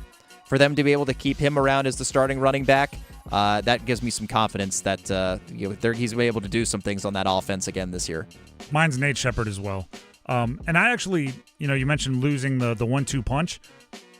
I think it may have played into Nate Shepard's decision to stay, maybe being promised like workhorse. We're gonna go after some ACC first team type stuff. I have a quote here in an ESPN article. An ACC GM was quoted, "Nate Shepard is a freaking dude. I'm shocked he's not at like LSU. How did Duke keep him?" And I don't think, obviously I assume they ponied up some cash. But also I think it's role. I think it's confidence in the coaching staff. I think it's some of the teammates. I think it's everybody rolled into one. But Nate Shepard still being around is very important, especially based on my concern being a lot of the passing game elements. They're going to need something they can lean on while that passing game gets going. Nate Shepard would be one of those dudes. Very, very good player. As a freshman last year, very, very good player. And when do we expect the biggest jump amongst college athletes? From their first to their second season. This would be that jump for Nate Shepard.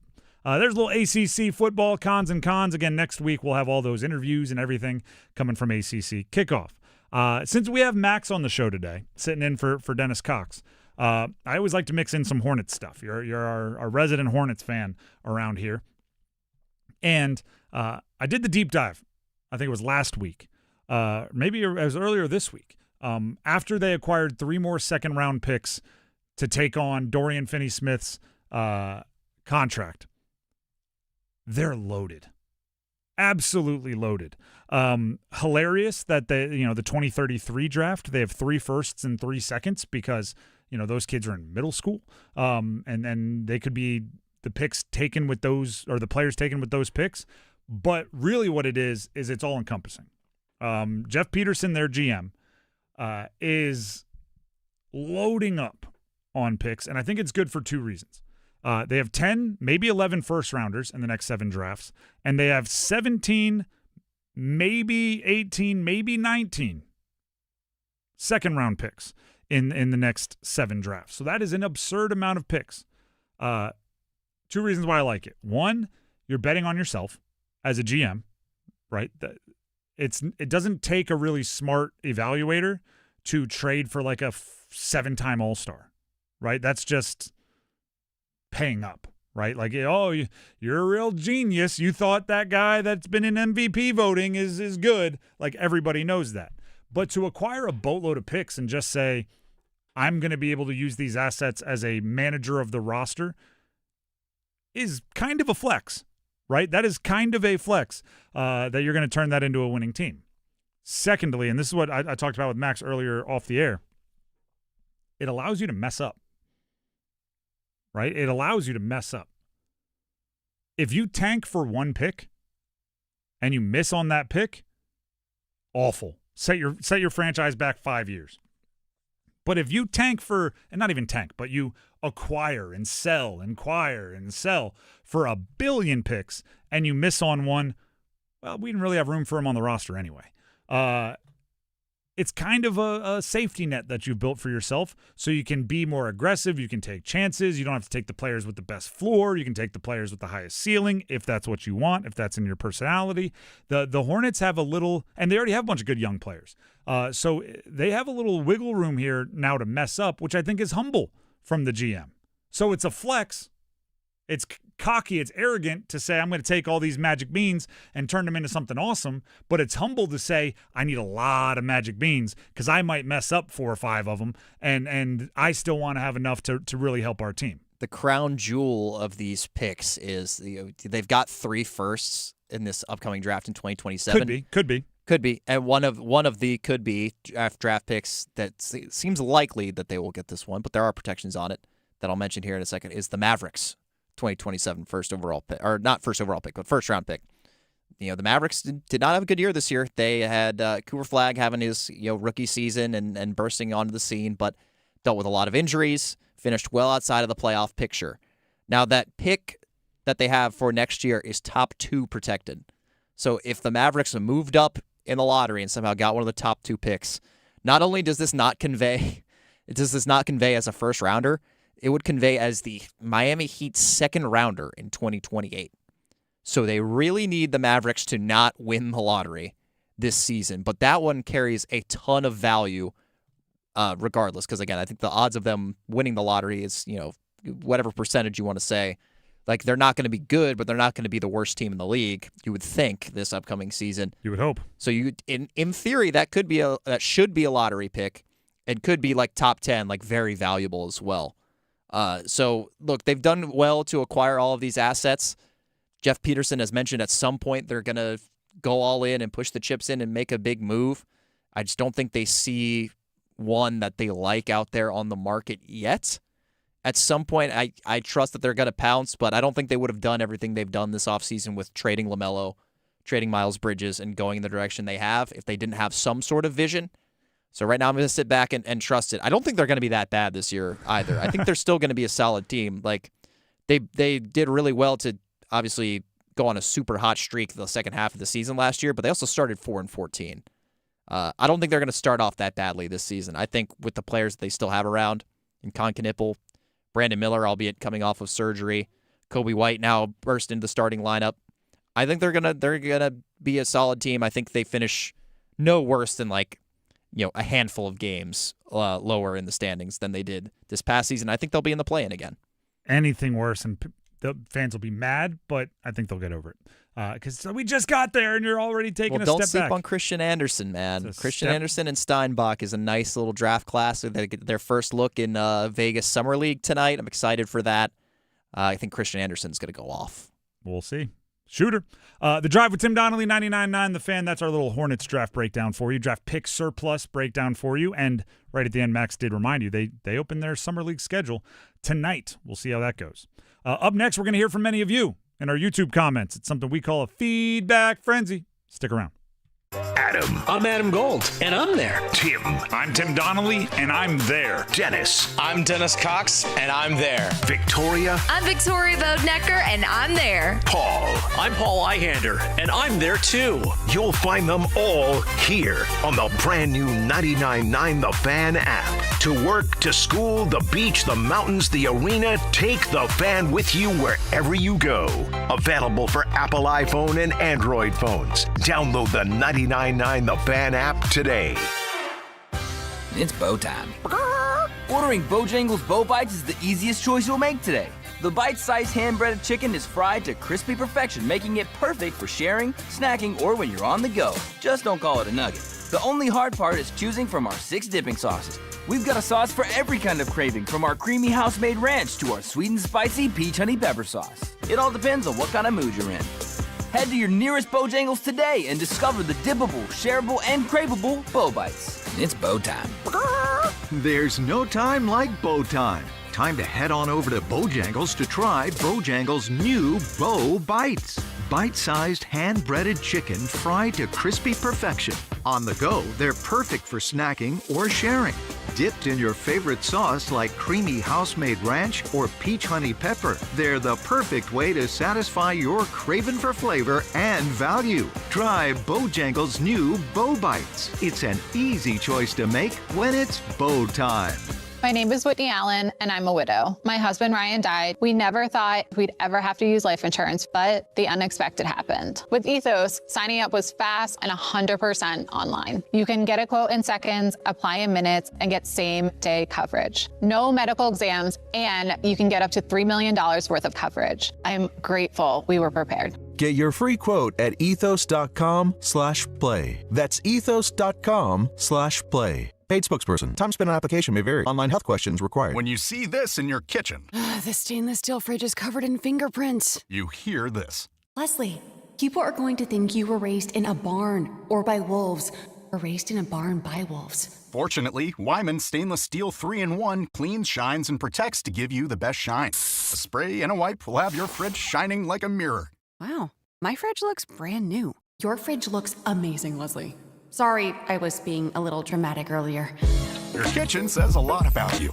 Let it brag with Wyman. With Bet365 early payout, you win even if they lose. Get paid out instantly when your team goes up big, even if they blow the lead later. Bet365. Winning is everything. Gambling problem? Call 1-877-718-5543 or visit morethanagame.nc.gov. 21 plus only. Must be physically located in North Carolina.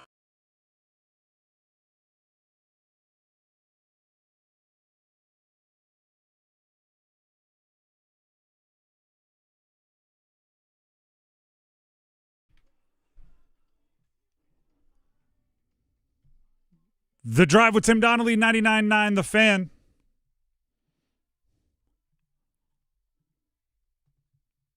Cruising along here on a Thursday. I'm Tim Donnelly, Max Gorn producing. Hopefully, you're also cruising along on a Thursday, and hopefully you already subscribe to our YouTube, 99.9 The Fan. If you don't, get on that, and then jump in the comments. Some people discourage the internet from, like, interneting as a verb, right? They just, don't go down there and, hide behind a name and a profile picture that's not you and spout off. We encourage it. We want you to get in our comments. We want you to let loose, and we'll sort through them. And if there's something entertaining that you bring to the table, you may just hear it right here on the show in something we call a feedback frenzy.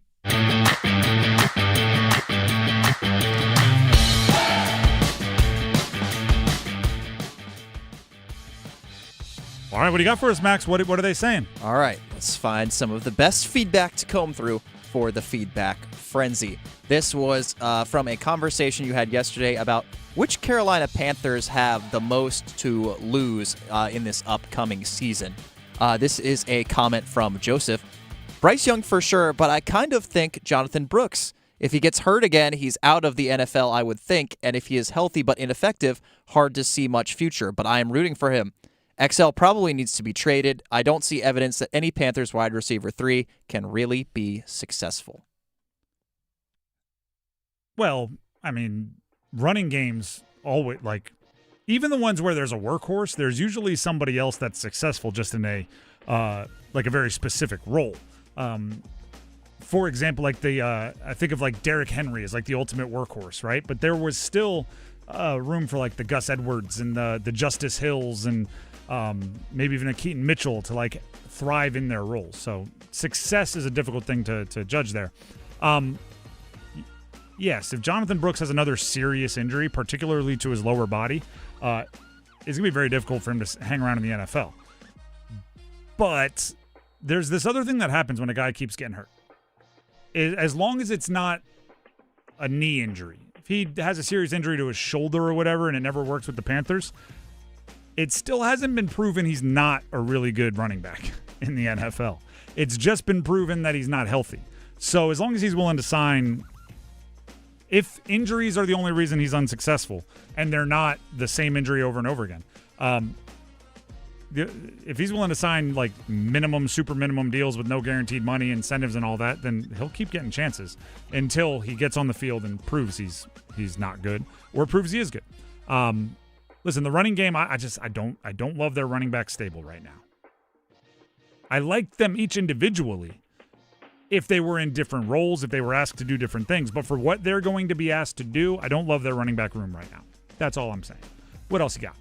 All right, we'll shift gears now to a conversation in reaction to the U.S. men's national team's flame out from the World Cup on Monday against Belgium. This is from Bandit Man. Said they didn't acquit themselves well, that's for sure. It's possible they were distracted by the whole Balogun situation. Will he play, won't he play? Landon Donovan was talking about the 90s and early 2000s teams and said opponents used to hate playing those teams, not because they were good, but because those teams were athletic and just relentless. Never gave up, fought to the last whistle. This team doesn't seem to have that attitude despite being technically more proficient than any in USMNT history. I'm not sure they were ever going to beat Belgium, but they didn't really show any fight at all. Well, first of all, I talked to some people that know soccer, right? Because I've been very open on this show. I don't know soccer. They pretty much unanimously said, not unanimously is the wrong word, confidently, like beyond a shadow of a doubt, said this year's team played like a better soccer team. And what they meant by that was, like there are, I don't want to say gimmicks. Like you can be a kind of, I'll use a hockey term, a little chunk and dunk, right? You can just chip it over the top, and you can, I don't know, try to play like a gimmicky way almost to level the playing field, which is what the United States has had to resort to at times in the past because they didn't have the skill. This year they got to play more possession. They tried to play like one of the better teams, and they did so for the most part until that final game. Again, I'm citing my sources. That's not my opinion. I went to people that know better than me. I will agree with everybody that says it did not look like they were fighting to the end as aggressively as I would have liked. It did not look as if they were as hair on fire as I would have liked. And I think that is something like when you get to international competitions in soccer, I don't know the ins and outs of the scheme, but you get like the identity of the different programs, right? I always use Brazil as the example, right? They're going to be the beautiful game. They're going to try the high flying. They're going to put the highlight together. There are others that you think of that are more straight ahead bulldozers, and it's like you go 20 years from now, Brazil will have a completely different roster. They'll still be playing Brazil soccer. I want the United States identity to be like you could shuffle out everybody to be relentless and athletic. Because we have 350 million people. Go find some good athletes and get them in good condition and tell them if there is a moment where you are not the hardest worker on the field, you're fired. I want that to be our identity. And then you go find the strategies or the schemes that fit the individual skill sets of the players on that roster. But I want that to be the through line. Right? I'm trying to think of an example. Like in kind of college, I guess, where like if you play for a long time Syracuse basketball, it didn't matter if they had changed over the entire roster. You're getting a 2-3, you're getting a defensive team. Like I want to have an identity for the United States, and it seems like they got a little like, hey, let's play like the Europeans a little bit. I want them to play as well as the Europeans, but like Americans. That's what I want. Tougher and grittier. It's funny that you mentioned Brazil as the team that sticks to their identity because their current iteration does not really play by the old school identity of Brazil. They're not nearly as good, but they kind of try. I think Neymar being hurt really threw them off. Yeah, this was supposed to be one of his deals. That was a crash out for them kind of as well, but that's neither here nor there. We'll shift gears now to the ice. This was from a conversation earlier this week about the Hurricanes potentially trading Alexander Nikishin. Will they, won't they? We're sitting with bated breath waiting for resolution one way or the other. But this is from Thomas on that video. He said, in regards to the Hurricanes potentially trading Nikishin, I hope not. Nikishin is very underrated by a lot of Canes media. There is a reason teams always ask for him in a trade. Everyone knows he has the offense potential which our other young D don't have, but his defense is always very solid. Just because he wasn't as good as our top guys in the playoffs doesn't mean he isn't doing a good job. We had the best D in the league, and this kid is just a rookie playing against the best teams in the league. He will be a star player. If he's asking for $8 million, that's not even that bad right now, with a lot of these other contracts and cap going up. Guys we got locked up long term. Our defense is older in general than forwards, and this is our best defensive prospect by far.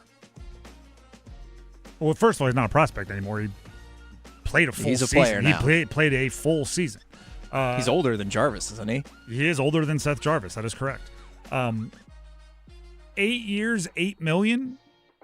Not that bad. It can be. It can be bad, and it can get there quick. It's also, if you're going to pay someone $8 million to play, I'm not saying he's not an $8 million defenseman or he won't be within the next 4 years or whatever. I'm not saying that. Not at all. What I'm saying is, I don't know if you can have an $8 million defenseman on your third pair, right? And who knows if he ever becomes the quarterback of power play one. If you don't have that, there's not an $8 million role available on the Canes right now. And that's tough. If someone else needs a top pair or a top two pair defenseman and they're willing to give up the prospects and not even prospects, the player and the draft picks, whatever it takes to make it happen, that's where it comes from. I like Nikishin.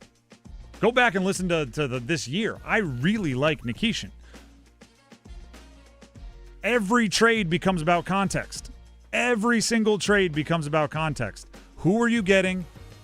How much are you paying him? How much does he require to be paid?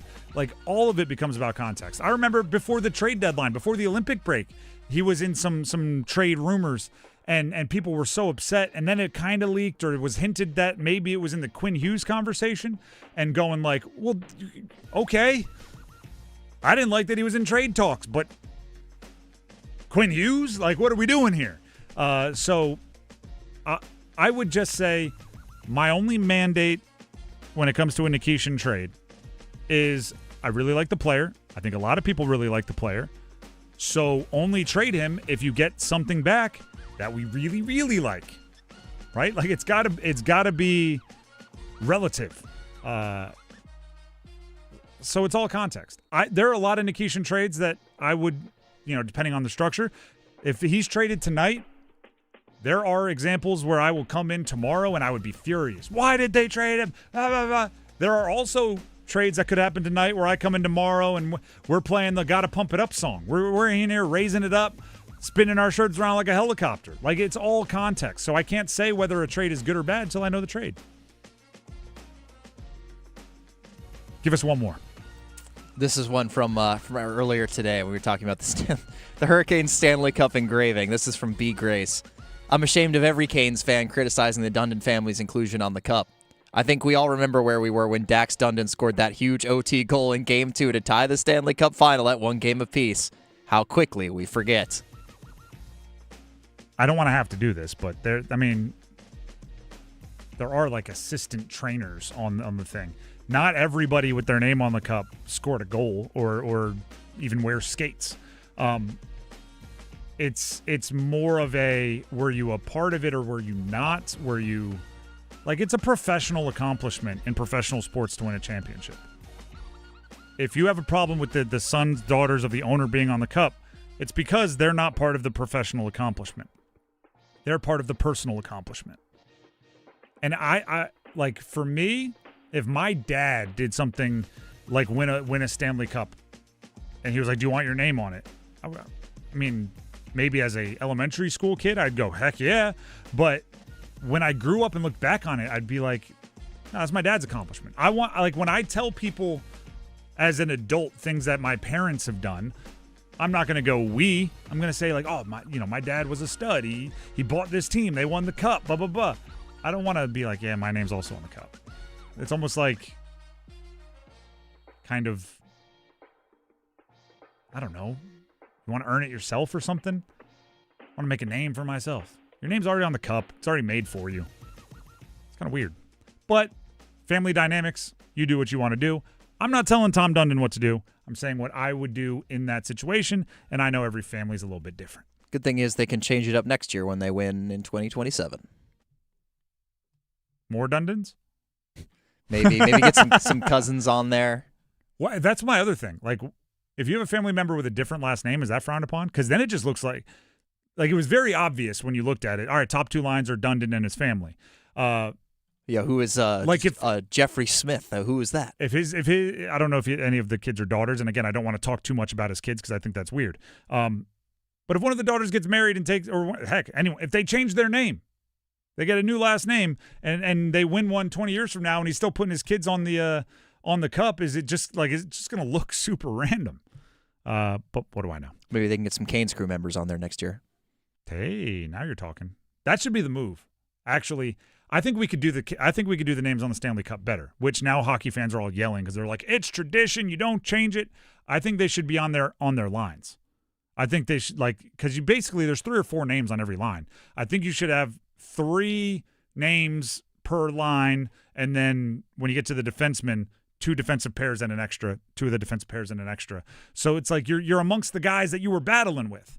Secondly, if you win back-to-back, I think it should be a continuation, 50-something new names. Nobody on there twice. You just get like an asterisk next to them that say like, hey, you did it twice. It's like the stars above the soccer logos to the World Cup for however many you win. Exactly. Only for back-to-back. Because if there's someone in between, then you go back to the players.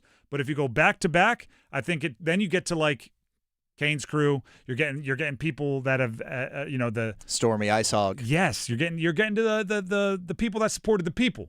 Right? Then you might get Brind'Amour's kids on there, not just Dundon's kids. Like you're just credit to the Brind'Amour family. At least his kid did play. True.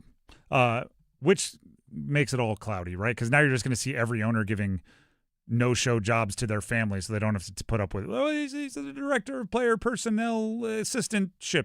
Alternate governor. Development. I believe that was the title for the Panthers owner's family. They were alternate governors. I mean, I would give like 10% to my kids if I wanted them. Like that's easy enough. They're just minority stakeholders. Which, by the way, he did sell a good amount of the Canes earlier this year. None of the new owners were on the cup. I guess they start next year. I don't know. The Drive with Tim Donnelly, 99.9 The Fan. The check didn't clear. I don't know if that's true either. Don't report on that. Just making a joke. The Drive with Tim Donnelly, 99.9 The Fan. Let's get to something more serious, more fun. Could make you some money. Tim Donnelly here for Kalshi. Whether it's the FIFA World Cup, which is entering its biggest matches, no better place to be than Kalshi. America's #1 prediction market platform is the spot to go to trade on anything. You can trade on reality television. You can trade on political events. You can trade on, obviously, so many sports, including FIFA World Cup and anything else your imagination can come up with. Go search for it on Kalshi. Right now, when it comes to the World Cup, I've been basically picking soccer teams like, the people in March that pick based on logos and things in their brackets. I'm just looking for a connection. And the Norwegian team, they came to a hockey game that I was at, so now they're my local team now that the United States is out. And a $100 trade on them to win it all would pay out just about $1,600 if it happens. It's good money, right? But always remember, if you place a trade like that on Kalshi, you're trading against peers in a live market, meaning there's no house. And as the probability changes, you can always buy in and out of your position. So if you like their chances and suddenly you don't, just trade out. You can run to your app, do it at any time.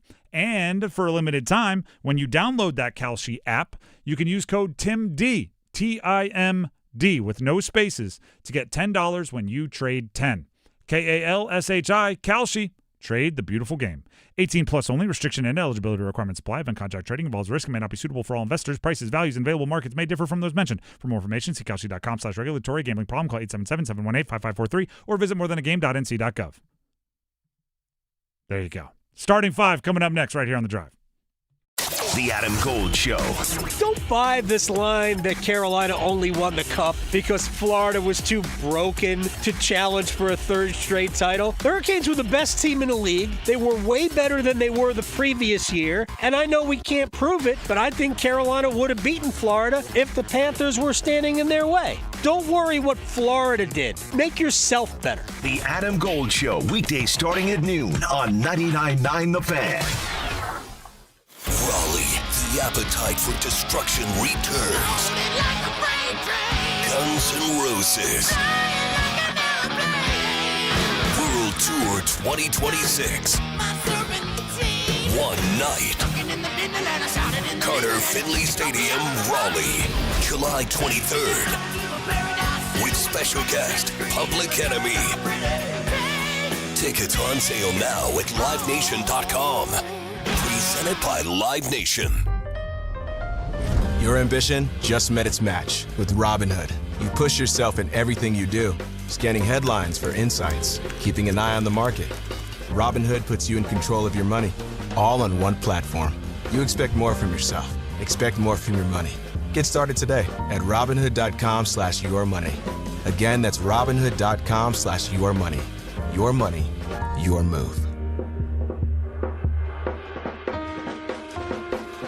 Longer days mean longer rides. Make sure your bike, your ATV, your side-by-side, even your golf cart are the best around. From Sound Station and Security, we've got custom stereo systems, custom speakers, even video and LED lighting options for your bike, your ATV, and even your golf cart. Look the coolest on the road or at the lake, just tooling around. All available with installation from Sound Station and Security, with 2 locations, downtown Smithfield and on Glenwood Avenue in Raleigh. Online at myhotsound.com.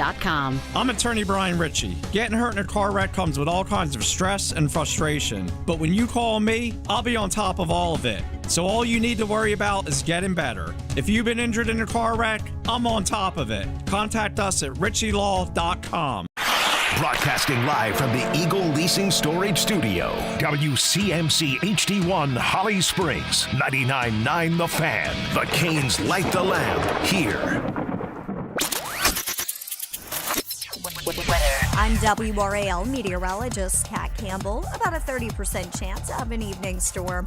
Otherwise, partly cloudy with a low of 74. We're up to 96 for the high Friday. Friday comes with a chance for evening and nighttime storms. And then a front approaches this weekend. That could knock our highs down into the 80s next week.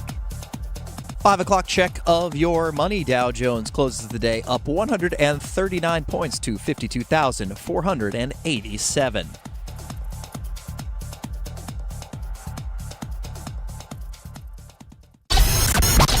It's 5 o'clock. Time to serve up the biggest sports stories of the day. Here comes your starting 5. The Drive with Tim Donnelly, 99.9 The Fan. It is time for the starting 5. The starting 5 is brought to you by Baker Home Exteriors. We do good work, at a profit if we can, at a loss if we must, but always good work. That's the Baker name, Baker Home Exteriors, BakerHomeExteriors.com. As always, the starting 5 is brought to you by Baker Home Exteriors and starts with number 5. Count them. 1, 2, 3, 4, 5. Shot clock down to 7. Simpson around the screen. Fires to Knippel. 3 on the way. It's gone. Con Knippel makes it a 4-point game. Tonight, the defense begins for the Charlotte Hornets. Summer League Championship defense. I talked about this yesterday when we saw who's playing. Ryan Kalkbrenner, is playing. He and Con Knippel last year in Summer League, I think it was kind of the first, whoa, they might, a little something changing. I don't think we recognized it at the time. It was just kind of a fun story of hey, look at the little Hornets doing something. That's fun. But it really was, looking back, the first sign that there was a changing happening in the Charlotte Hornets franchise. So we're watching a little bit more closely this year, right? We're paying attention to it. Can this group, which features some of the same players from last year, start the season the same way. Get the ball rolling a little bit. You brought up Christian Anderson, one of their first-round picks. He has the type of game that does traditionally thrive in Summer League. You're looking for players that have the ball a lot, right? Because in Summer League, you're not always confident that whoever has the ball is going to be able to get it to the players that play off ball.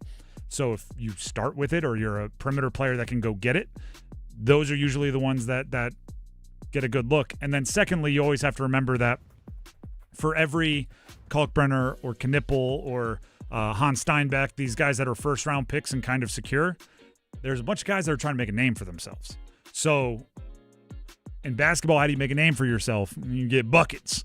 So there's going to be some affectionately known as black holes out there, right? Some all-encompassing, you throw the ball to them, you're never getting it back because they're going to launch. So if you have the ball, if you're a perimeter player, then go get the ball. You traditionally have more opportunities in Summer League. Look for Christian Anderson to have a ton of opportunities. And then hopefully they can get the ball rolling the same way the Hornets did last year. Yeah, and then you've also got a guy like Tijan Salon, who's now playing his third Summer League. And they're just hoping that maybe he can develop into something that they can use in their NBA rotation in year 3 after being a 6th overall pick. But he had a good year in the G League last year, so we'll see if he's got something that he can offer that he can show off starting tonight. That's number 5. Let's get to number 4. 1, 2, 3, 4, all together. Big news in the NHL, which is ginormous news for Anaheim and Philly, but big news for every team, including the Carolina Hurricanes. Leo Carlsson, young, 21-year-old center for Anaheim, about a week ago, a little less, 6 days ago, signed an offer sheet with Philly for 5 years, $18 million average annual value. It took 6 days, but Anaheim did announce today that they are matching the offer sheet, meaning he ain't going to Philly.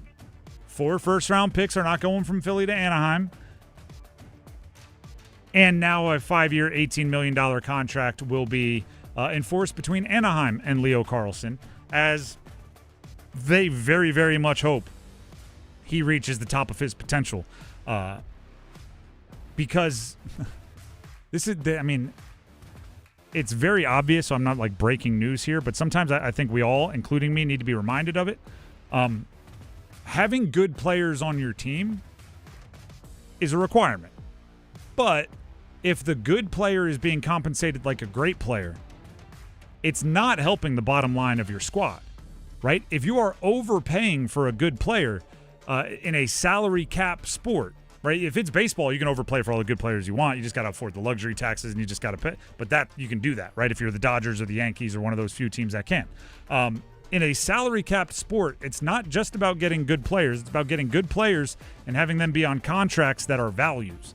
So Leo Carlsson now has to be, for Anaheim, a $20 million per year value to make an $18 million per year contract something that they're proud of and that is helping their team. If he is simply a $15 million a year player, they're losing on the transaction. But the reason why I say it's big news to everybody in the NHL is that's what the market is. The market is, if you can potentially be a great player, you're going to get paid like you're already a great player. That's the precedent that has been set. And it's why so much of what is really impressive about the Carolina Hurricanes build is you have to evaluate not just size, skill, speed, shot ability, not just hockey IQ, vision. You have to evaluate the person, right? Because when you sign somebody like Jackson Blake or Logan Stankoven to those long-term deals that look great right now, or when you sign or decide to match an offer sheet like Leo Carlsson, you are expecting and needing and requiring them to continue to improve, to continue to work hard, to continue to buy in, to continue to put their body on the line for the team. And you have to know that that's in their personality, right? Because, the biggest football example that I can remember is Albert Hainsworth, right? Dude got paid and said, "Thank you, everybody. Good night." no longer a valuable asset. See ya. That can happen, and that can put your team in the tank. Whether you're paying $18 million for the player or $6 million for the player, you have to know that over the length of the contract, they're going to continue to get better, just to up the chances they hit their potential. Yeah. Look, it's a rough cap situation now for Anaheim. They have to re-sign Cutter Gauthier, who's a 40-goal scorer this past year. I mean, in the current market, that should command at least probably $10 million a year. They only have $9 million in cap space right now, so they're going to have to do some maneuvering. They didn't make the best moves, I would say, in terms of, they signed A.J. Greer, who's basically a fourth liner, to a $4.25 million contract through 2030. I don't know what they were doing when they did that. They still have Frank Vetrano on the books for $4.5 million, who is largely a net zero for them. So they're going to have to do a lot of cap gymnastics this offseason to make everything work. And they may have to send some guys out. Who knows if they'll even be able to bring back Cutter Gauthier. I mean, I know there are a lot of teams that would take a 40-goal scorer if you're willing to move them. So we'll see what happens with that. But Leo Carlsson now is the highest paid player in the NHL. And he makes twice as much as the next highest player on his own team. It's also, we should just acknowledge this. 21-year-old just got 5 years, $18 million. Yeah, over the next 12 months, he's going to make $39 million. I mean, have at it, young fella. Don't spend it all in one place. Although, hey, as every athlete, can I rant for a second? This will be a quick rant. I don't know why there's this epidemic, and I'm calling it an epidemic. It is an issue with athletes trying to explain to us that they pay taxes, where they're like, you don't understand. Well, really, that $39 million is really only 17 after taxes. You don't understand. You got to cut 40% check to the government right away. You have to agent fees. You got to give 2-3% to your agent right up front. Do you know how much private chef costs? Do you know you buy your mom a Maybach, whatever it's called, Maybach. You got to put up your dad in a new apartment, and I'm going do you think people that make significantly less than you don't pay taxes? Yeah, we're aware. Yeah, we all get the checks that say who is this person and why are they taking all my money? And it's the taxes. We're there. Oh, your $39 million doesn't go as far as it used to. Yeah, neither does our $39,000. We aren't built the same. I just don't know why they act like it's so revolutionary. People don't understand. No, we understand. Well, yeah, you got needs. Oh, you got to buy a house. Look at that. So do we. It's just you start with a much bigger pie, and then we all get sliced down. So I don't even know when it was, because it was J.J. Redick, obviously, before he was a Lakers coach, talking about it, going you guys don't know. And I'm like, no, we do. We 100% do. That's number 4. Let's get to number 3. Harry Kane. Still Harry Kane. Oh, they win! Majestic Harry Kane. Unbelievable. England lead 2-1. I hadn't heard that call. Obviously, Harry Kane, still Harry Kane, just meant he was still on the ball. But I kind of like it as Harry Kane is still that dude is kind of the other way to take that. I like that one. Nice call there for whoever that broadcaster is. World Cup tonight, I believe France versus Morocco. It is ongoing. What's the score? What are we looking at? It is 0-0. We're about 5 minutes into the second half. Ooh. And Morocco already saved a penalty in the first half too. Ooh, was it Mbappe? It was Mbappe. Ooh, he just said, I want to be like Messi so much. Same spot too. I'm also missing penalties. Low right, saved by the keeper. You mentioned the epidemic of athletes explaining taxes. It's an epidemic of penalties being saved on these low right shots in the World Cup. 0-0. This, I mean, all right, you're our correspondent here. You do the updates on 99.9 The Fan's YouTube for the World Cup. Morocco is to France as who is to the Canes. Is this close? I mean, it's fairly close. This is probably I was going to say Philly, but I think Morocco's a little bit better than Philly in the grand scheme. I would say maybe it's more like Ottawa or Montreal. Okay. So Morocco belongs in the game. Like, them being tied in the second half is not outlandish. Yeah, like, this is the best. I've said this a couple of times, too. Like, they're basically the best African team maybe ever, because the 2022 version of Morocco went to the semifinal. It's definitely 2010 Algeria, as they were eliminated by Landon Donovan in the group stage. I like hyping that up as a much bigger goal than it was, because it was fun to watch. Obviously, France, like, betting favorite and all that. So this would shake up everything if it's anything other than a France advancement. Yes, but Morocco's hanging in there, and they're about to have a corner right now as well. France could lose to anybody at this point down the line. I think before now, it would be a surprise if they were knocked out, but all the teams left at this point are pretty quality. I don't think everybody that's left out of these final 8 could necessarily win the World Cup, but like, everybody's at least a quality squad at this point.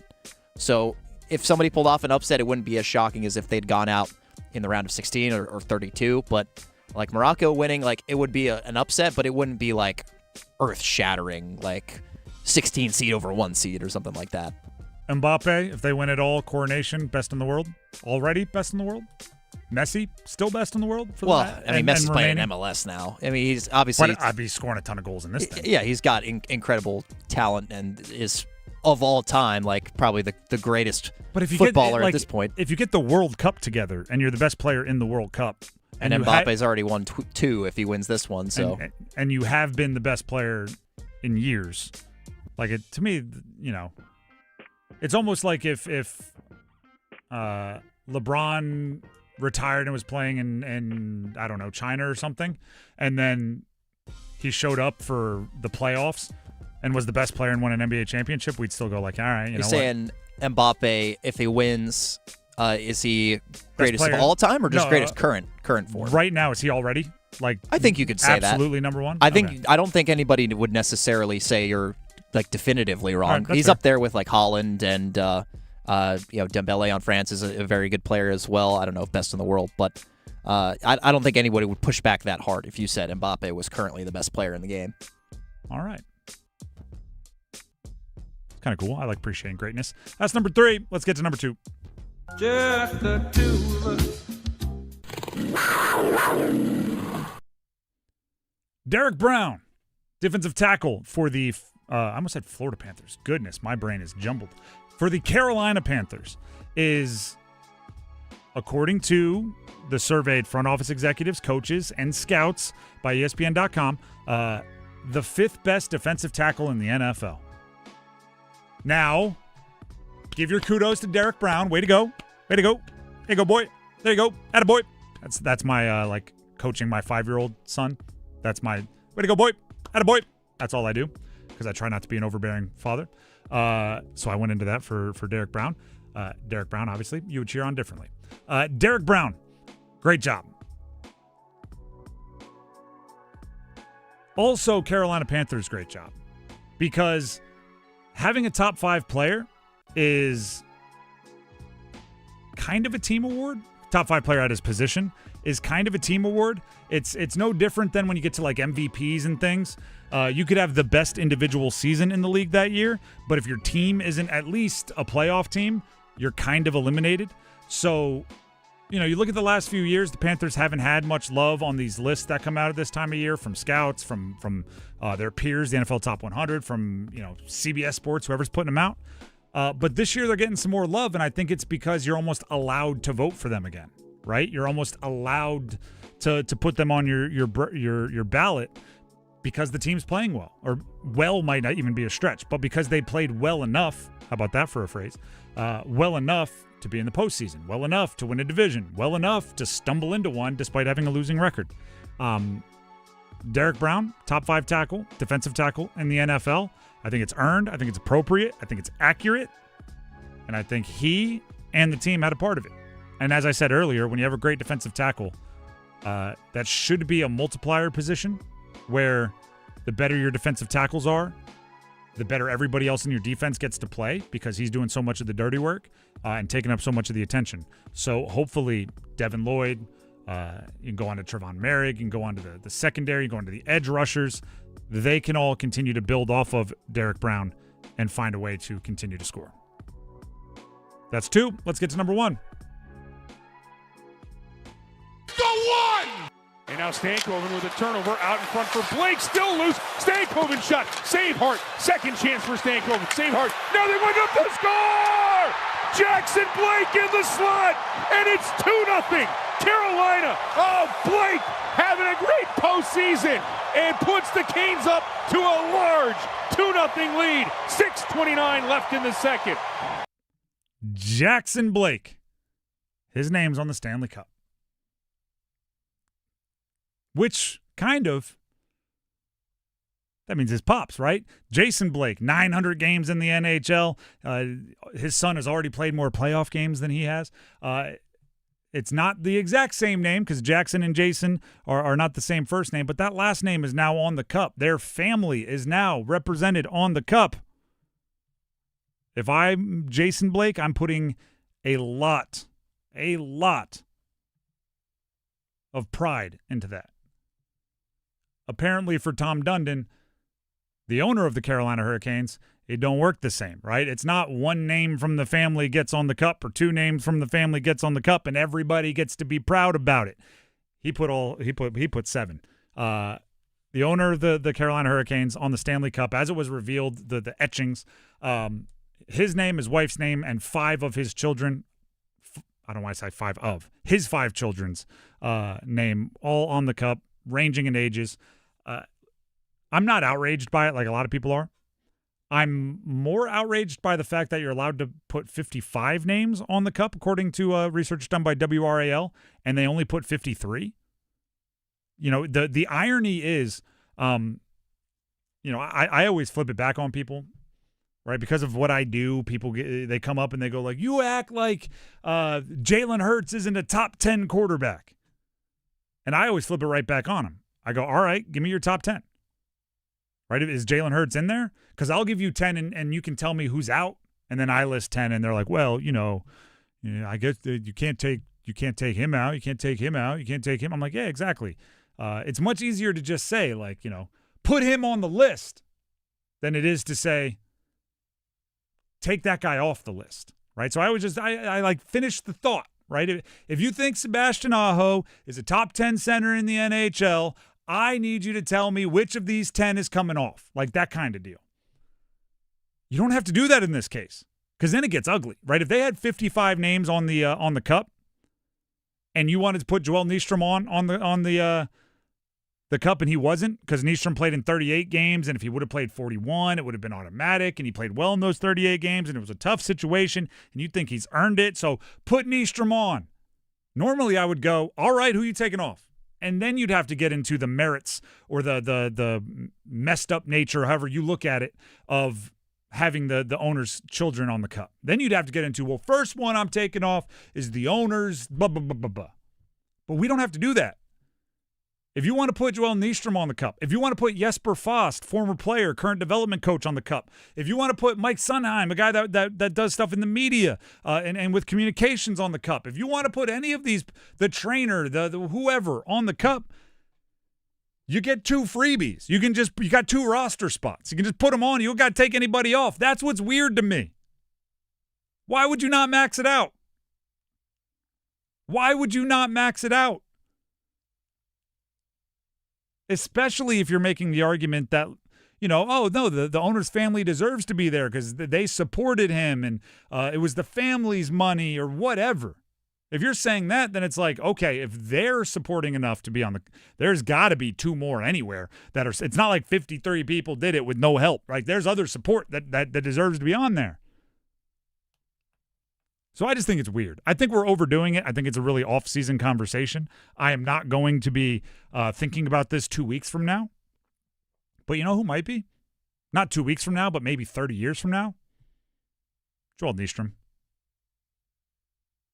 If he never gets another opportunity, rest of his life, were you on a cup team? Yeah, I was. Oh man, that's so cool. Your name's on the cup. We should go see it. I'm going to be going to the Hall of Fame. I want to see it.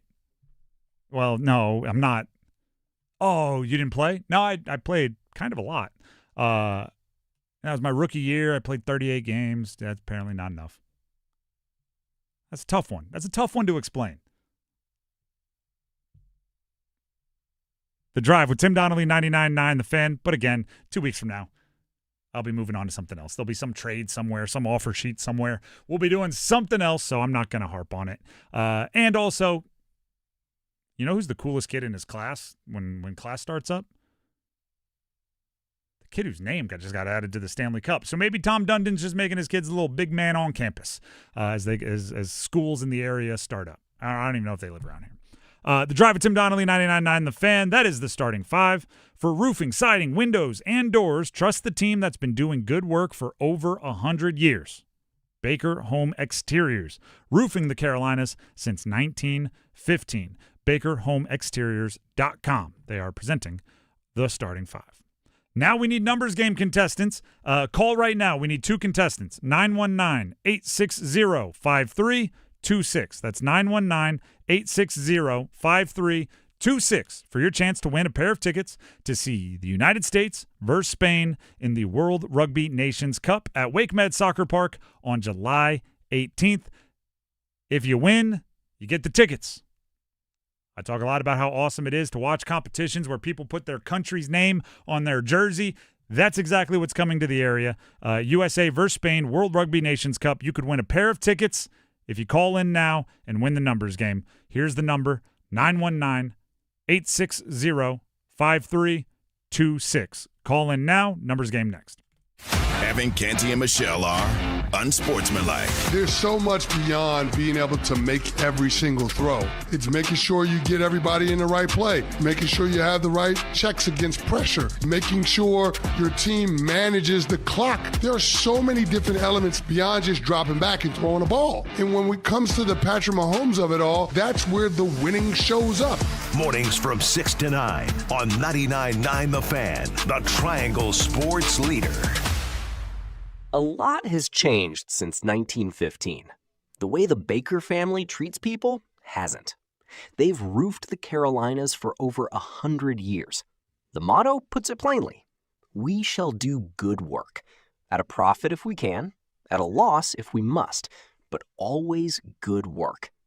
Trust the team that's kept that promise for generations. Baker Home Exteriors.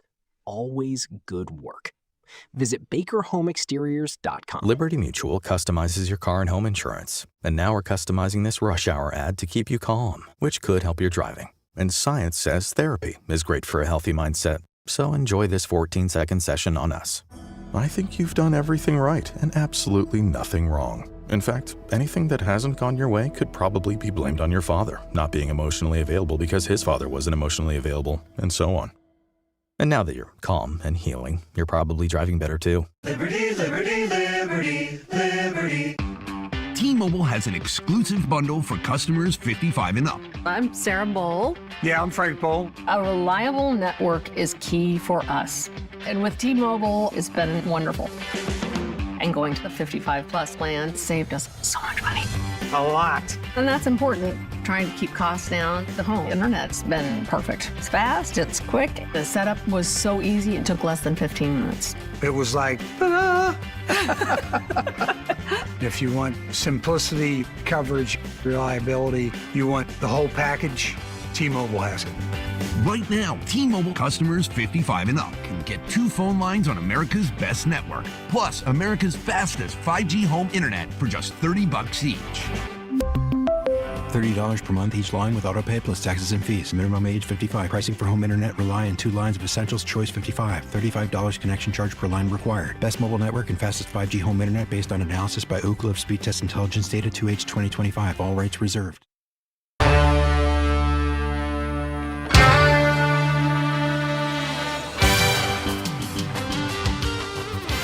The Drive with Tim Donnelly here on 99.9 The Fan.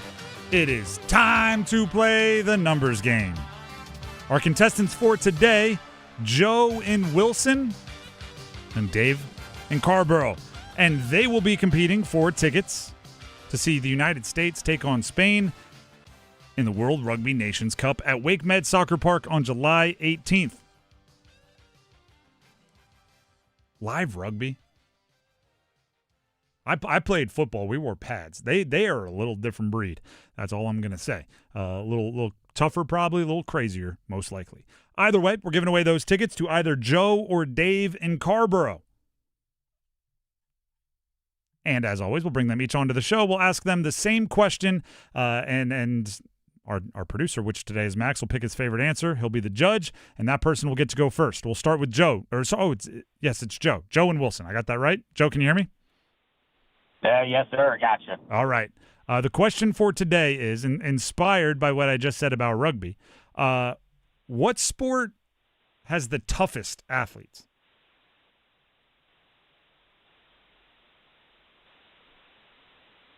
I'm going to go with decathlon. Okay. Decathlon. Any follow-ups, Max? All right. We move to Dave in Carborough. Dave, can you hear me? Yeah, I got to go with football because, guys risk getting concussions every game, and then they're back playing the next game like nothing ever happened. So it's a real gladiator sport. Yeah, there's some studies that are coming out about that sort of thing. Max, any follow-ups for Dave? Nope. All right. Then you get to choose what sport and give us what answer you think is correct on this one too. What sport has the toughest athletes? Well, obviously, I'm going to say hockey as a hockey player myself and a fan of the game. Although I think football is a good answer. I think rugby would be a good answer given the tickets we're giving away here for the prize here. Decathlon, I understand as Joe's answer in terms of like difficulty and endurance. It's definitely up there. Maybe mentally tough? But in terms of like toughness, like physical toughness, I think I'll have to side with Dave on this one with football. All right. Football gets the nod. That means Dave gets to go first. Don't worry, Joe. That wasn't really part of the game. That's just a little precursor. So you'll have your chance. Just have to sit on hold. Dave, are you ready to pick a category? I'm ready. All right. The categories are NFL Panthers only, Major League Baseball players who led the league in sacrifice bunts over at least one season, NBA players that were at one point or another LeBron James teammates, or NHL Hurricanes only? Let me go with the NBA, LeBron's teammates. All right, these are all players. I guess I should have specified. We're talking about the older LeBron, not Bronny. NBA, LeBron James teammates is the category. I will give you the team and the player. Give me the jersey number as quickly as you can. 30 seconds on the clock, one pass if you need it. Do you have any questions before we get started? Nope. All right, your time will start when you hear the horn.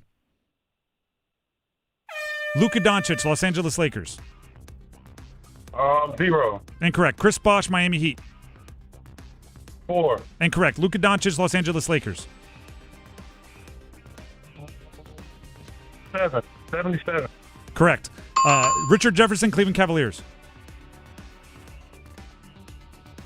3. Incorrect. Chris Bosh, Miami Heat. 14. Say it again.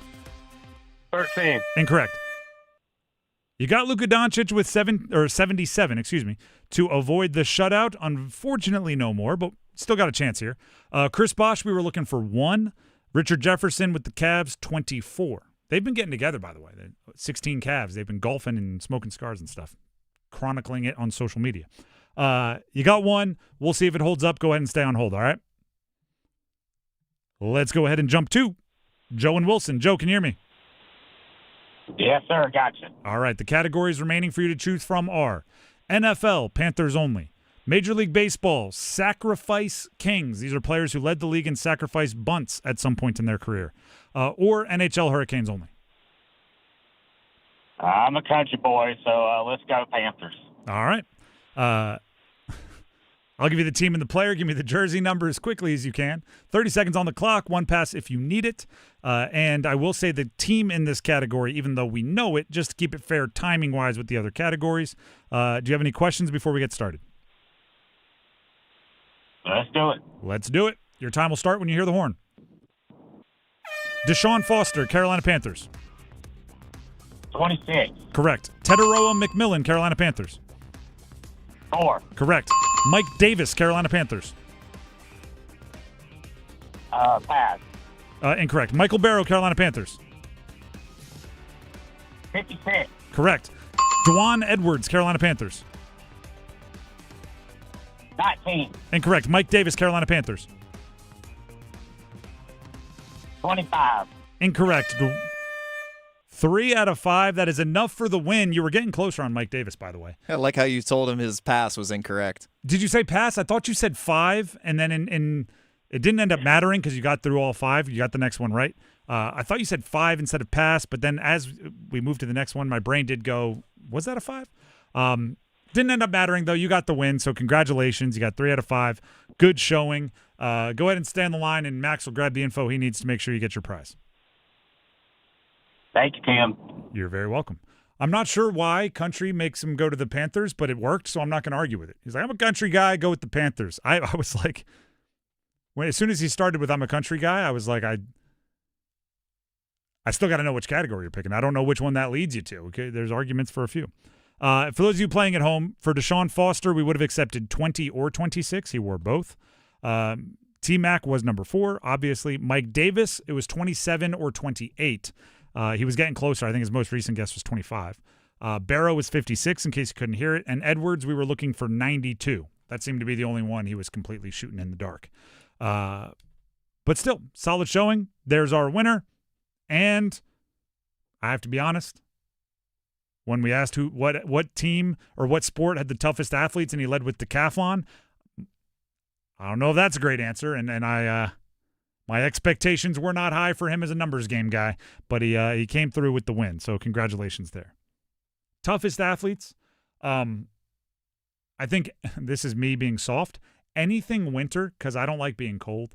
So if you're like cross-country skiing, you have to, and they're just in like, I don't know, pajamas out there. They're out there in like skin-tight suits. That stuff doesn't look fun. So anything cold, that's where I would say the toughest go. Has nothing to, physical toughness is easy, right? Ow, I'm hurt. You just fight through it, right? I played football. It's all mental. You just okay, all right, got to keep playing. It's the cold stuff that would get to me in training. Even when just 1 year we made it far in the playoffs in college, so we were practicing. We weren't even playing. We were just practicing with like snow on the ground, and they had to plow the fields and everything. Gosh, I hated it so much. We all did. We were so soft. One of my receivers, he was wearing his like receiver gloves, right? The real tacky ones. He was over with the heater, and he was putting his hands up next to it, trying to get feeling in his fingertips. And his entire glove melted over his hand. And when we took him off, it was like the rubber or whatever it is had melted. Whole hand was blue for at least a week. May have been longer. It might be like a fishing story where, I had the instinct right there to say like a month, but it was probably like 3 days. It just gets longer every time I tell the story. But it melted right over his hands. It was hilarious. So anyone that deals with cold, I think you're a much tougher athlete than someone that just has to deal with like sprains and bruises and things. The Drive with Tim Donnelly, 99.9 The Fan. Please don't forget to subscribe to our YouTube channel, first of all, 99.9 The Fan. Go ahead and check it out. It's a very simple thing to do. And also download the app, 99.9 The Fan. That's right there in the App Store, in the Google Play Store, depending on what type of phone you have. It is completely free to you, and you can take it with you in your pocket, meaning the show. Before we move on, Tim Donnelly here for Miller Lending. Earlier today, I was talking about the unstable nature of being a coach, right? If you are a college, a pro coach, really any sport, you get really good at moving, right? The days of the 40-year head coach at one spot, they seem lost, and thus there's a few people that coaches should have on speed dial, right? You should have like your athletic director, maybe your boss, maybe your best player, and Miller Lending. You know why, right? Because if you have a bad season, you get fired, you got to move. Or if you have a great season, you get the dream offer, you go somewhere else. You don't always get to choose when that happens, right? Game's a fickle beast. If they go ahead and win, you better be ready for it. Miller Lending understands life decides when we move. Life decides when we need a mortgage.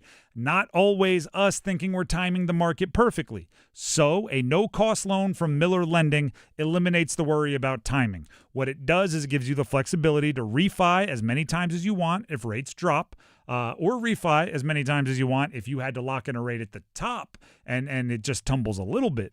The reason why I say that is there's no cost, no fees, no closing costs. It's a no-cost loan, and it gives you the flexibility to not be in a jail cell of your interest rate, no matter what the rates are right now. So give them a call, 919-447-3377. And if any of those situations have already happened to you, you have a rate higher than you want, rates have come down, you want to get that lower monthly payment, you don't want to pay all the fees, you can call as well, 919-447-3377, or visit them online at millerlending.com. That's millerlending.com. Miller Lending is an equal housing lender, NMLS number 250-2146. Anybody think about playing soccer as the toughest athletes? Didn't think so. We'll be back right after this, talk a little college football with ACC kickoff just days away. Stick around. Excuse me, you think you could spare a square? Sorry, what? A square on your smartphone. Oh, yeah, for the 99.9 The Fan app. Exactly. Listen to your favorite hosts, teams, and live sports action. The Carolina Hurricanes are the best team in the NHL. They won the 2026 Stanley Cup. And every podcast episode at your fingertips, anytime, anywhere. Available for Apple iPhone and Android phones. Download the 99.9 The Fan app today. Plenty of companies will sell you a new roof. Fewer will tell you if you actually need one. Since 1915, people across the Carolinas have trusted the Baker name to do right by their homes. Baker Home Exteriors now does roofing, siding, windows, and doors, and always honest advice. The motto puts it plainly: we shall do good work, at a profit if we can, at a loss if we must, but always good work. Trust the team that's earned it for over 100 years. Baker Home Exteriors. Visit bakerhomeexteriors.com. The North Carolina Courage are back home Saturday, July 11th at 6:30 p.m. against the Washington Spirit. Make it a match day to remember from the Margaritaville Party Deck with unlimited food, all-you-can-drink non-alcoholic beverages, and the surprise guest appearance. nccourage.com.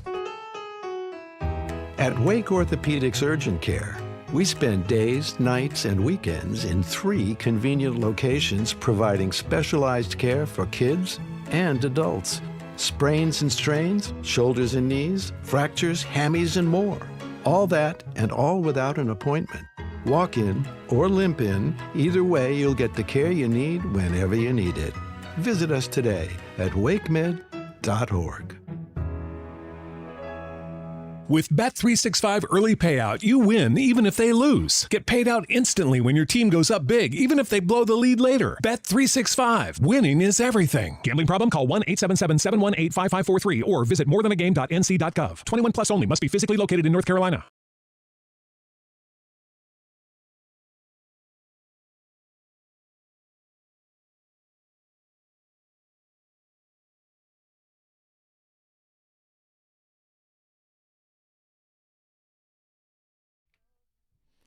Oh, Michael McDonald. Bringing us home like he does every time. Max is the producer.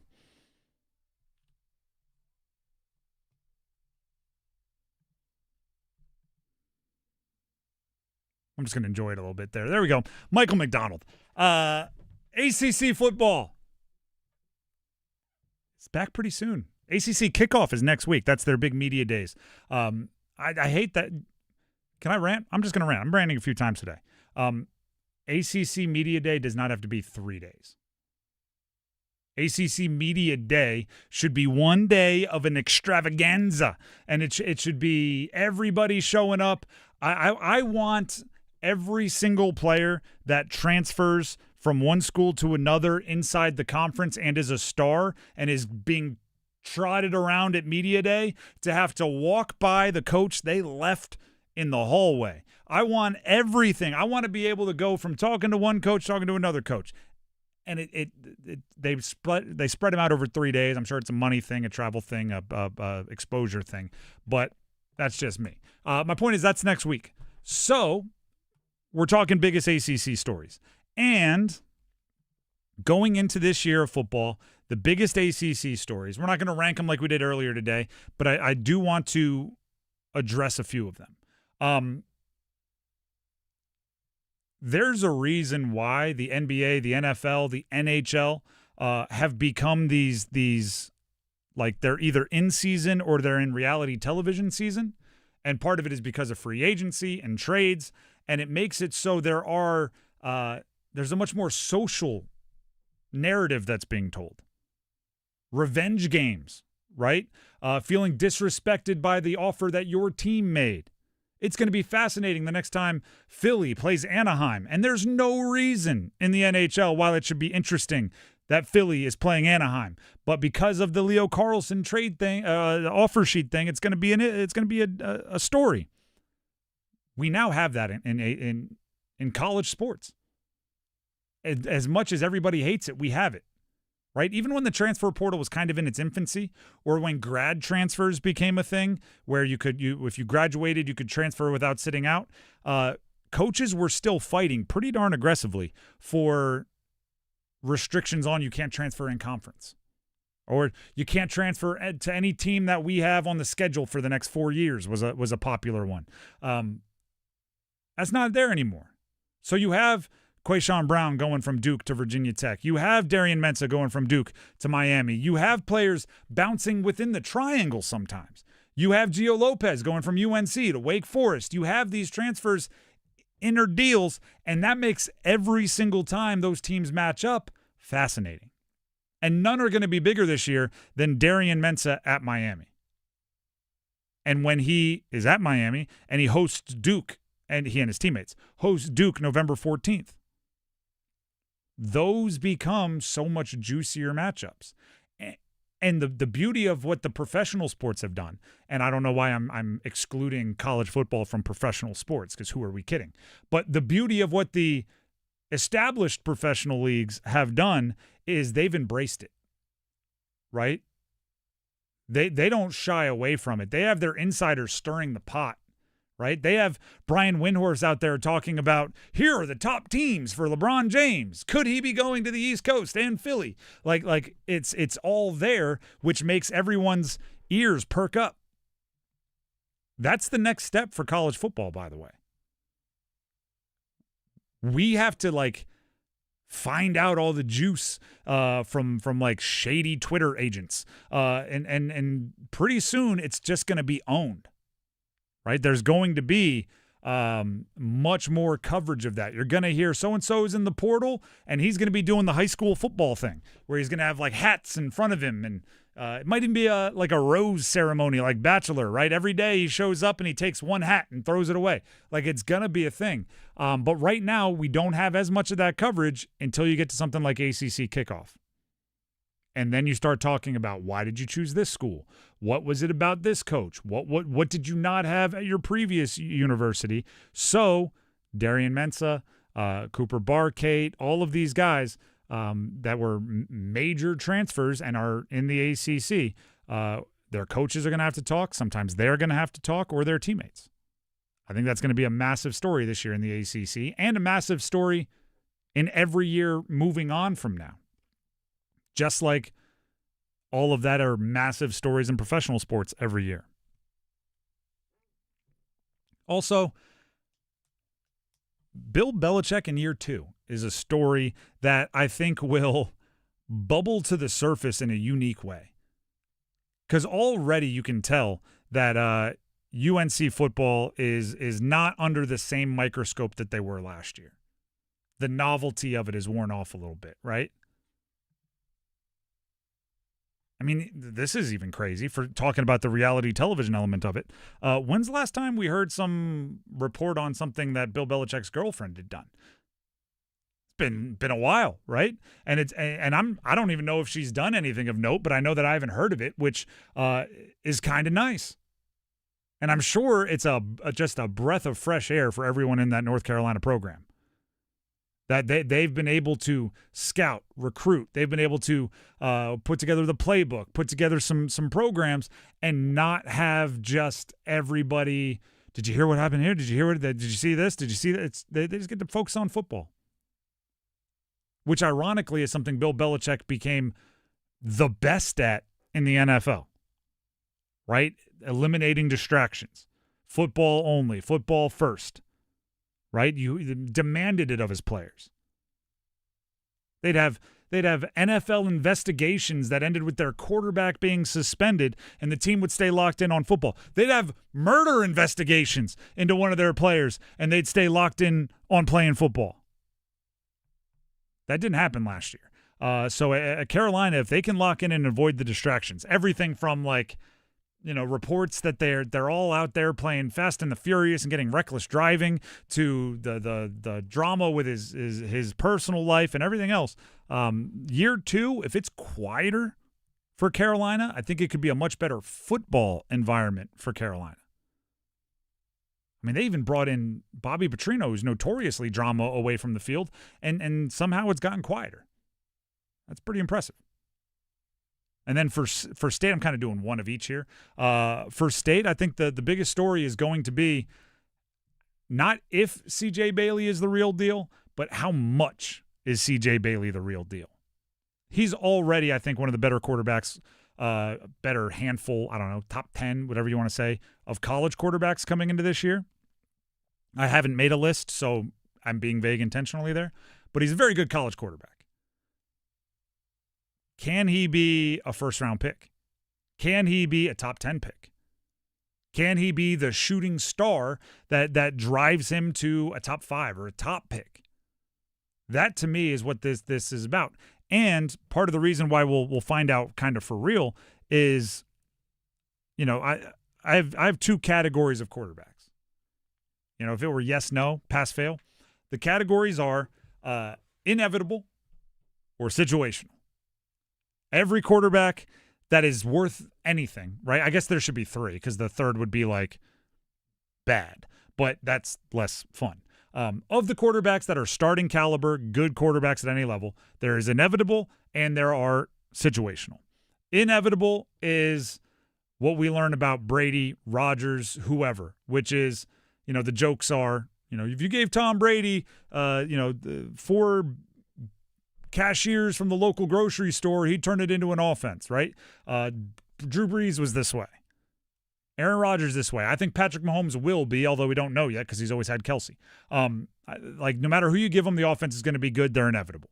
There's a certain floor that they reach. Then there's the situational, which means Jared Goff. You give him a good play caller, you give him some playmakers out there, he can be pretty darn good. Right? And there's so many of those, right? Some need a great run game because they're good at play action. Some need a great offensive line because they're not mobile. Some need a number 1 wide receiver because they need a safety blanket. Like whatever you need, you're situational. You need to have something of the situation around you, and then you can be impactful. You're not inevitable, you're situational. Right now, we know C.J. Bailey is at least situational. Right? We know he is because last year they were really, really darn productive offensively. But he had Hollywood Smothers. He had Jacarius Peak, the left tackle. He had Noah Rogers. He had Terrell Anderson. He had Justin Jolie. He had these weapons around him. Everyone I just mentioned is gone. Jacarius Peak's at South Carolina. Terrell Anderson's at Southern Cal. Hollywood Smothers is at Texas.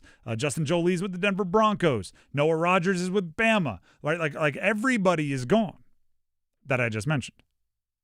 If he can do it again, if he can put up 4,000 passing yards, if he can keep running the ball, if he can keep that offense on track while replacing all of that, and not replacing it with scrubs, but just doing it, with different players that have different skill sets, you start to think maybe he's inevitable, at least at the college level. And inevitable is one of the best compliments you can give a quarterback. One of the best compliments you can give a quarterback. The analogy I use to explain this all the time is the chef show, and I don't even know which one it is, where they give you the ingredients and you have to make something good. Chopped? It might be Chopped. I've watched it. I don't know the name of it. But there's a lot of chefs out there that if you give them access to every ingredient and they get to go shop for their ingredients, they can make a delicious meal. Now, what if I choose the ingredients? Can you make a delicious meal? That's where the elite separate.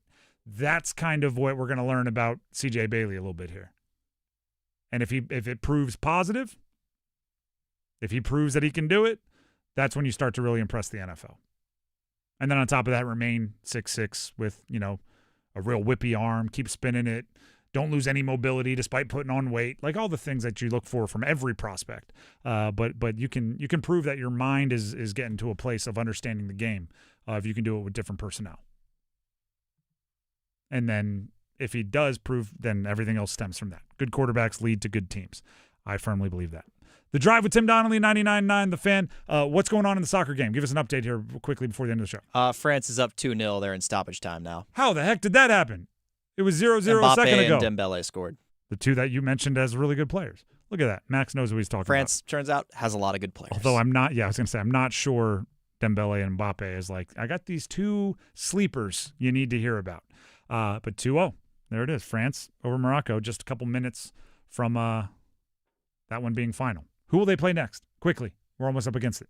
Oh, I forget who they were matched up with. Spain? Ooh. Probably. France and Spain were the two betting favorites at the beginning of it, right? Spain or Belgium, by the way.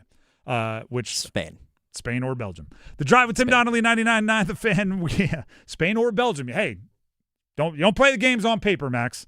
We'll be back tomorrow to round out the week the proper way with a Friday edition of The Drive. Max will be with us again. Until then, enjoy some Michael McDonald on your way out. Have a great night, everybody.